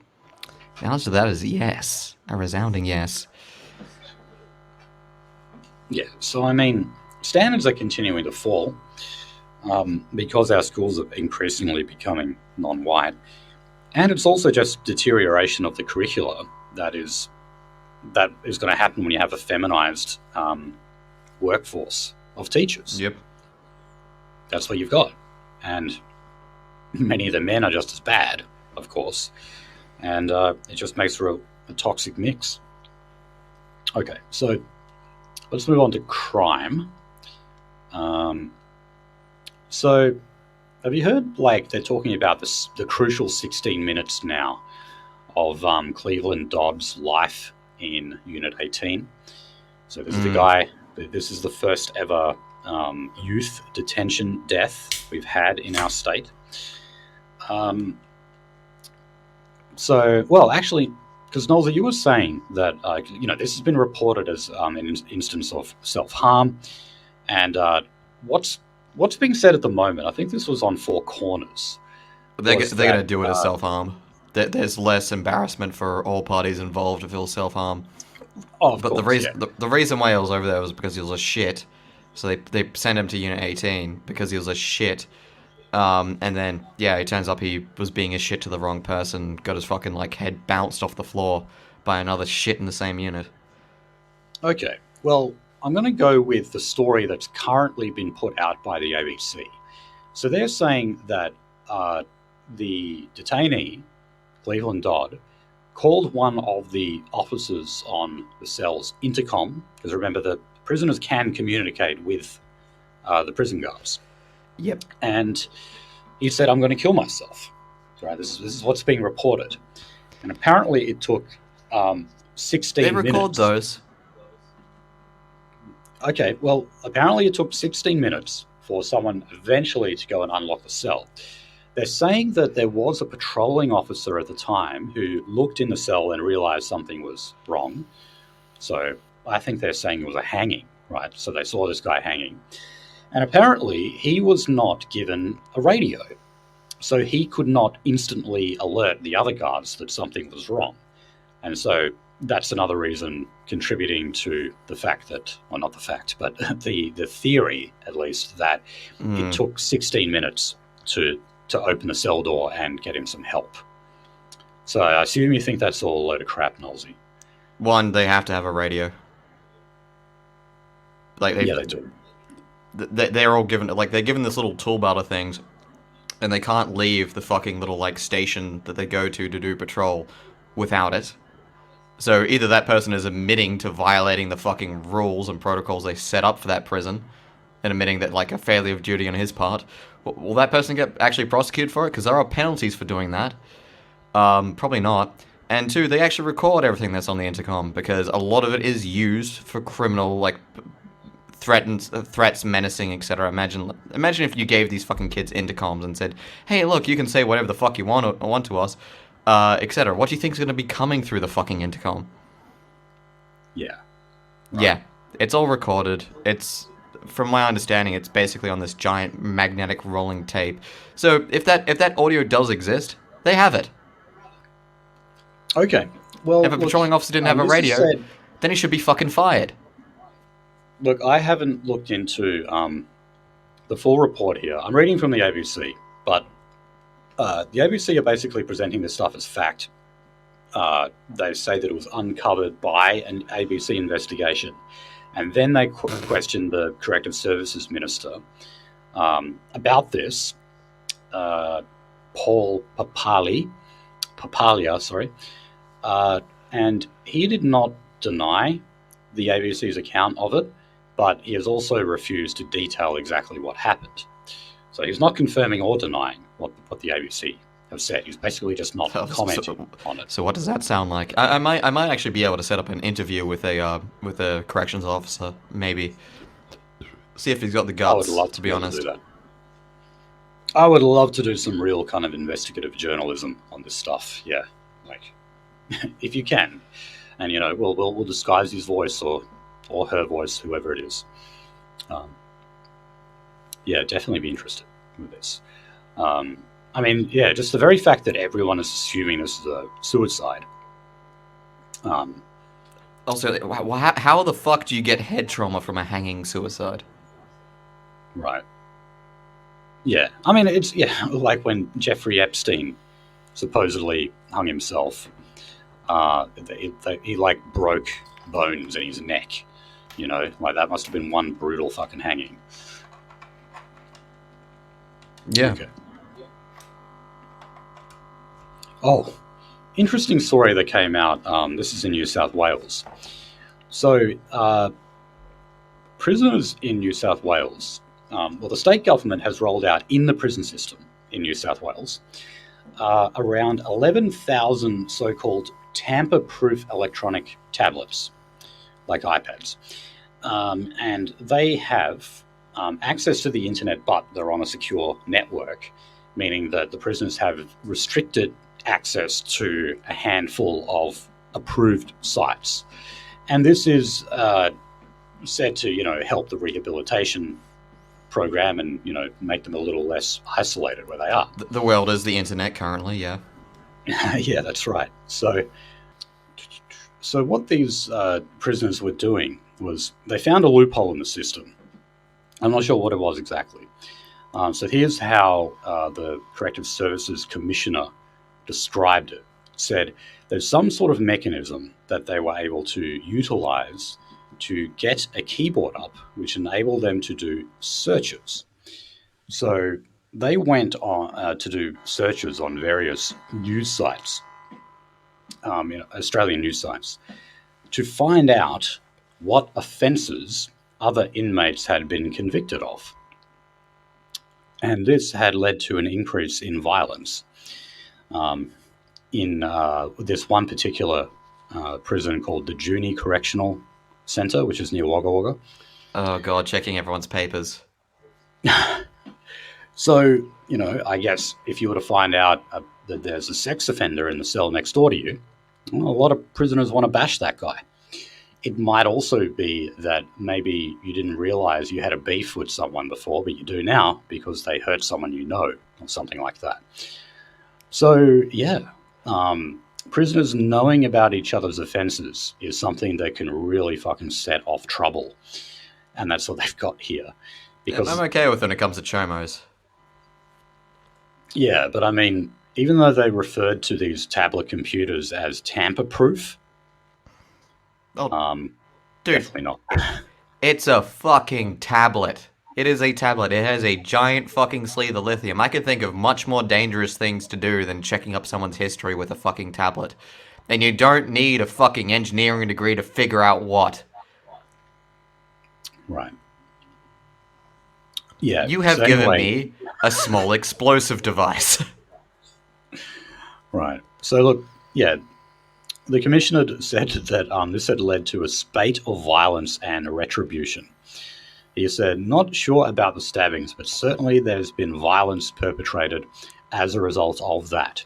that being those searches being conducted. So you gave the prisoners a little bit too much info. A little bit too much. Yep. Okay, now, the man who was, he seems to be like the world's favorite rich guy, Richard Branson. He's urged the New South Wales government to follow in the footsteps of the ACT and decriminalise illicit drugs. So those laws that he's talking about from the ACT, they actually came into effect on Saturday. So now, even if you get caught with heroin, you will only get a fine, unless they think you're dealing it. But if it's just for personal use, it's just a fine. So, Richard Branson says do that in New South Wales. Now, I actually didn't know this, but apparently Branson is a long-time advocate of drug decriminalisation. I'm not surprised. Yeah. I mean, like, he likes to point to Portugal, for example. And, we've said here before that, the Portugal experiment is actually a little bit of a myth. Yeah, they fucking wound it back. They literally fucking wound it back. They're like, literally, this shit is too fucking bad. Holy Christ. There are people injecting outside of our fucking Capitol building. All right, we're going to roll it back. Right. Yeah. No, it's actually gotten really bad over there. So something else I didn't know here was that back in 2015, Richard Branson visited the King's Cross injecting room. And the medical director there described it as a delightful visit, said he stayed far longer than we expected and interacted with a number of our clients, gave a number of them a hug, which I think they still cherish to this day. So how about that? Man of the people, he gives hugs to recovering drug addicts. I was going to say, you probably should be fearful about getting stuck with the HIV needle, and then again, maybe I just question if that's really a fear of his. I mean, look, he always seems to have another agenda here. I mean, he's another climate change crusader. But, I love bringing up when he did that joint interview with Al Gore, and someone said to him, "Do you think Al Gore is a prophet?" And then he said, "Spell profit." So in other words, is there money for him to be made out of this? You still need to apologize for fucking literally evaporating those two fucking trained astronauts in your fuck-up test plane. Right. He said he wants to build hotels on the moon. God. So in 2018, Richard Branson helped launch Uniting's Fair Treatment campaign, and that is calling for a health response to drug dependency, and he did that at Sydney's Town Hall. So this isn't the first time he's been interfering in New South Wales politics, telling everyone to go easy on drug dealers and decriminalise, as they say, including for the hardest drugs you can get. All right. Why? So we'll just go quickly to the states here. We don't have particularly long stories on the states today. So real quick, little bit of sexism scandal that's come out of New South Wales. So the New South Wales Finance Minister, Courtney Houzos, it looks like it says Houzos, has accused a Liberal MP of sexism over questioning her husband's role at a peak insurance lobby. Now, I watched the footage of this just before. This is a ridiculous accusation. Courtney Houzos is the minister responsible for the State Insurance Regulatory Authority. She has been since May of this year. And her husband is a lobbyist that is said to benefit from it. So she was quite rightly asked in Senate or Upper House hearings if a conflict of interest existed. And she just instantly went in with, that's a sexist question. Even though, if you look at this, at least on paper, it very clearly looks like a conflict of interest, where her and her husband clearly have conflicting interests. So it just gives me the shits. She described it as this being a baseless, sexist attack on working women. I'm going to call this out for what it is. No, it was actually a very appropriate question. Okay. So WA Labor, as I said, they had that kind of that big conference the other day. Roger Cook did a video recorded message because he has COVID. He's saying that Labor has a growing war chest to fund its next election, which I believe will be in 2025.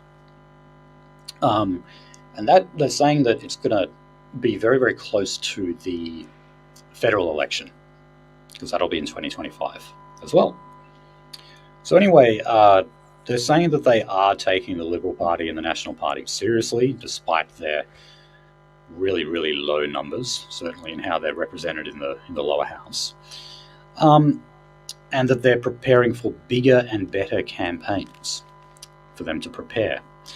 So, okay, they're not taking their eye off the ball, I guess. They're not taking things for granted and just assuming that the coalition is too weak to do anything about them.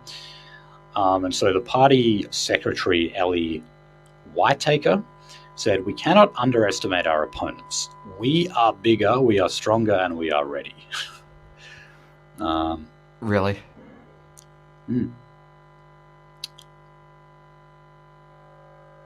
So the key announcement was further funding for a program designed to boost the number of apprentices and trainees in WA's residential construction industry. Okay, so that was the big policy announcement that Roger Cook made at the conference. So this is said to reskill Australians while at the same time contributing to fixing the housing crisis that we have, because this is residential construction. People who build houses. Yeah, and but that's going to take about, like, any project that starts now, especially with trainees, is going to be like 3 to 4 years, if not 5 years out with current fucking financial conditions. Okay. Well, specifically, they're committing $21.5 million to subsidise more apprenticeships and trainees in the residential construction sector. So yeah, flow-on effects from that would probably take a while to be felt. It takes like a good 6 months to get the structure up, even for a residential property. Okay. Okay, so Queensland Labor, you have a defamation suit. So a Labor MP has settled a defamation action by agreeing to a court order that he pay $50,000 in damages to a former LNP candidate. These are over defamatory comments he made about her. So Don Brown made a post on Facebook back in June 2020, that is the Labor MP, saying that his opposing candidate, Bev Walters, was only calling for Queensland's borders to be open during the pandemic because she owns a travel agency and wants to put her profits before our community. Well, how about that? She threatened to take him to court and then they settled. So here's the settlement. Well, I mentioned he's got to pay her.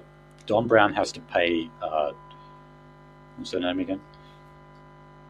Bev Walters, $50,000 in damages. But he also has to pay her legal fees. We don't know how much those are. And he has to publish an apology on his Facebook page within 28 days. What? So, well, What? I guess because of the fact he made the allegation on a Facebook post. So I guess that's the reason why. Like for like? Like for like public humiliation? Yeah, I mean, well, Maureen Faruqi at the moment wants to, like, part of the defamation claim she was bringing against Pauline Hanson is that she has to make a public apology to Maureen Faruqi and pin it on her Twitter or her X profile. So yeah, it's a form of public humiliation. She should like make a public apology and then attach an image of gay Smurfs. So there are rumours going around. This is the last story on Queensland here, that apparently unions are increasingly pessimistic about the future of Annastacia Palaszczuk. So remember, there is an election coming up in March, I believe. It's definitely the next election we've got. Palaszczuk has therefore almost served 3 terms, and the polls just don't look good for her. So there's rumours that the power brokers within the Labor Party and the union movement are circling Palaszczuk to take her out, and that they're considering alternatives. I would just say too little, too late here, guys. You're talking about the election being, 5 months away? You want to think twice about doing that. It's very unlikely that a fresh new leader is going to be able to build the public profile well enough, especially considering you don't have Jackie Trad anymore. You've got a bunch of leftover ministers. That would not be a wise move. So I predict no. I'd say Annastacia is probably going to go to the next election and probably lose it too. Be somewhat a comeback for the Liberal Party or the LNP. I wish it wasn't. Okay, so quickly in the Northern Territory, you had a concession scheme for elderly Australians in the Northern Territory. This came into effect on October 30, and apparently you had a number of people who were overpaid. So this caused nearly 2,000 seniors to be overpaid on their rate of relief, and their department has estimated that this has cost them around $500,000. So now what they've done is they're launching kind of a small-scale public information campaign telling these seniors, these elderly people, pensioners, that they've got to pay the money back. But there's no guarantee that they'll actually do that. And a lot of people will just choose not to give it back. If they actually even heard about this overpayment, the government actually lacks the resources. They're not like Centrelink in this regard, to actually get that money back off them. So it was a huge fuck up, huge technical error that they made, and they will get very little of the money back. And remember, the Northern Territory government has one of the worst budgets in the country. Okay. So the Liberal Party and the ACT, yes, they do actually exist. And their leader is a woman called Elizabeth Lee, who I believe is of Chinese background. She's definitely Asian, anyway, if you want to take a look at her. So they had a conference the other day talking about how they're definitely ready to take out the 22-year-old Labor government that has from time to time ruled with the Greens as well. And she said, obviously my primary goal is to ensure that the Canberra Liberals are elected as a majority. I think that's every major party's goal, but I accept that there is a real chance that there may be some other parties that are elected. So some people have interpreted this as her basically saying the Liberal Party can't win a majority in the ACT, but maybe if it gets together with some of, say, the dissident right minor parties in the ACT, maybe we can cobble together some hodgepodge coalition to finally take it down Labor after 22 years. It's the ACT. I don't know. We'll see.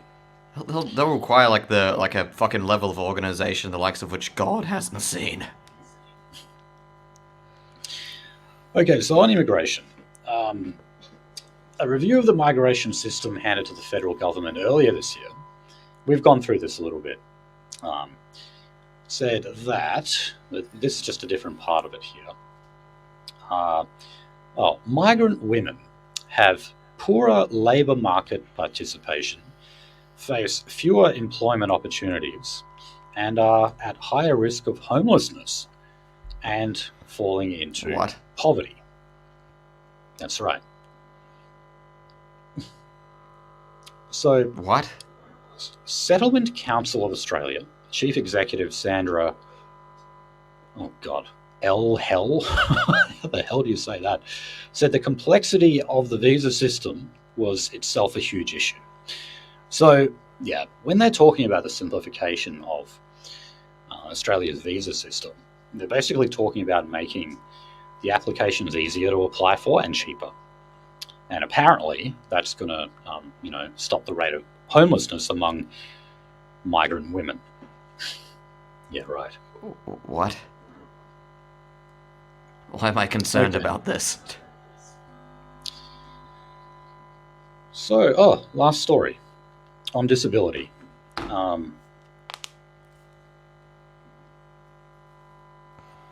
I can't remember what the story said.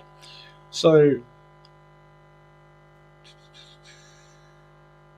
right. So this was, they profile one woman here, but it's said to have happened to many other parents, and that is they were contacted by the NDIS, or the NDIA as it's called now, and they basically wanted this woman to prove that her 6-year-old daughter was disabled enough to keep the funding. Oh, Jesus. Right. So, look, even though Bill Shorten, the NDIS minister, has said that they won't be introducing a kind of means testing, it sounds like they already kind of have. Here it is. Like, not only do you have to prove the disability, but you have to prove the extent of it. And basically, if you're not disabled enough, you won't get NDIS money. So, yeah. The ABC is sort of... This isn't the first time I've seen a story like this. They keep talking about it in terms of autism as well. They reckon all the autistic clients are going to be kicked off and either put on mental health plans or put on nothing altogether. And who knows, that might happen. But yeah, you can see that they're running this sort of like scare campaign to prevent Bill Shorten from reforming the NDIS to that big of an extent. They kind of want to keep this funding going for most people who are on it. I remember a job that I had back in the day. It was just a standard fabrication job. There was an autistic, there was like a mother of an autistic child that called up, and she wanted like some like cover for her television. And basically, there was only one plastic that could do it. So it's like, oh look, you got two options, like this plastic, which is cheaper, which is not going to fucking work, or the other plastic, which will do the job, etc. Because apparently the autistic kid liked to throw remotes at televisions. Right. Truly a crusader against the electric Jew. But I was like, she literally couldn't afford the other option, which is about $90 more expensive. So I was like, fuck it. Don't mind it. I'm going to get you the other option. I went to the front desk and I paid for the difference myself. Right. They're already stretched pretty thin, and dealing with autists is pretty fucking hard. So it is very hard. Yes. I've got a cousin. We're in a certain political movement that has a lot of autists. Yeah. Full-blown autistic people can be violent as well. Like, yeah. Like the ones who hate talking to people like altogether. If you've got like full-blown autism, they just hate like interaction with people, and if you try to talk with them, they can get violent, and they can throw punches at you because you're talking to them. Seriously. Yep. Yeah. Because it's an anathema to them. Yeah. Okay, so there was another Senate inquiry that wrapped up, and this is to do with those who have ADD and ADHD in Australia. So this found that Australians with ADHD face shorter life expectancy, higher rates of incarceration, sleep disorders, anxiety, depression, and suicide. Wow, okay. Basically all of the typical mental health and societal measures they do worse on. So this called for the Greens to renew their calls for a disability minister. That was also recommended by a recent Royal Commission. I would simply reply by saying you've already got one. It's the NDIS minister. Bill Shorten, so I don't see why you need another one. And I also don't really see the point of this bloody inquiry. I thought we already knew all these things about people with ADD. Why do we need a Senate inquiry to tell us what we already knew?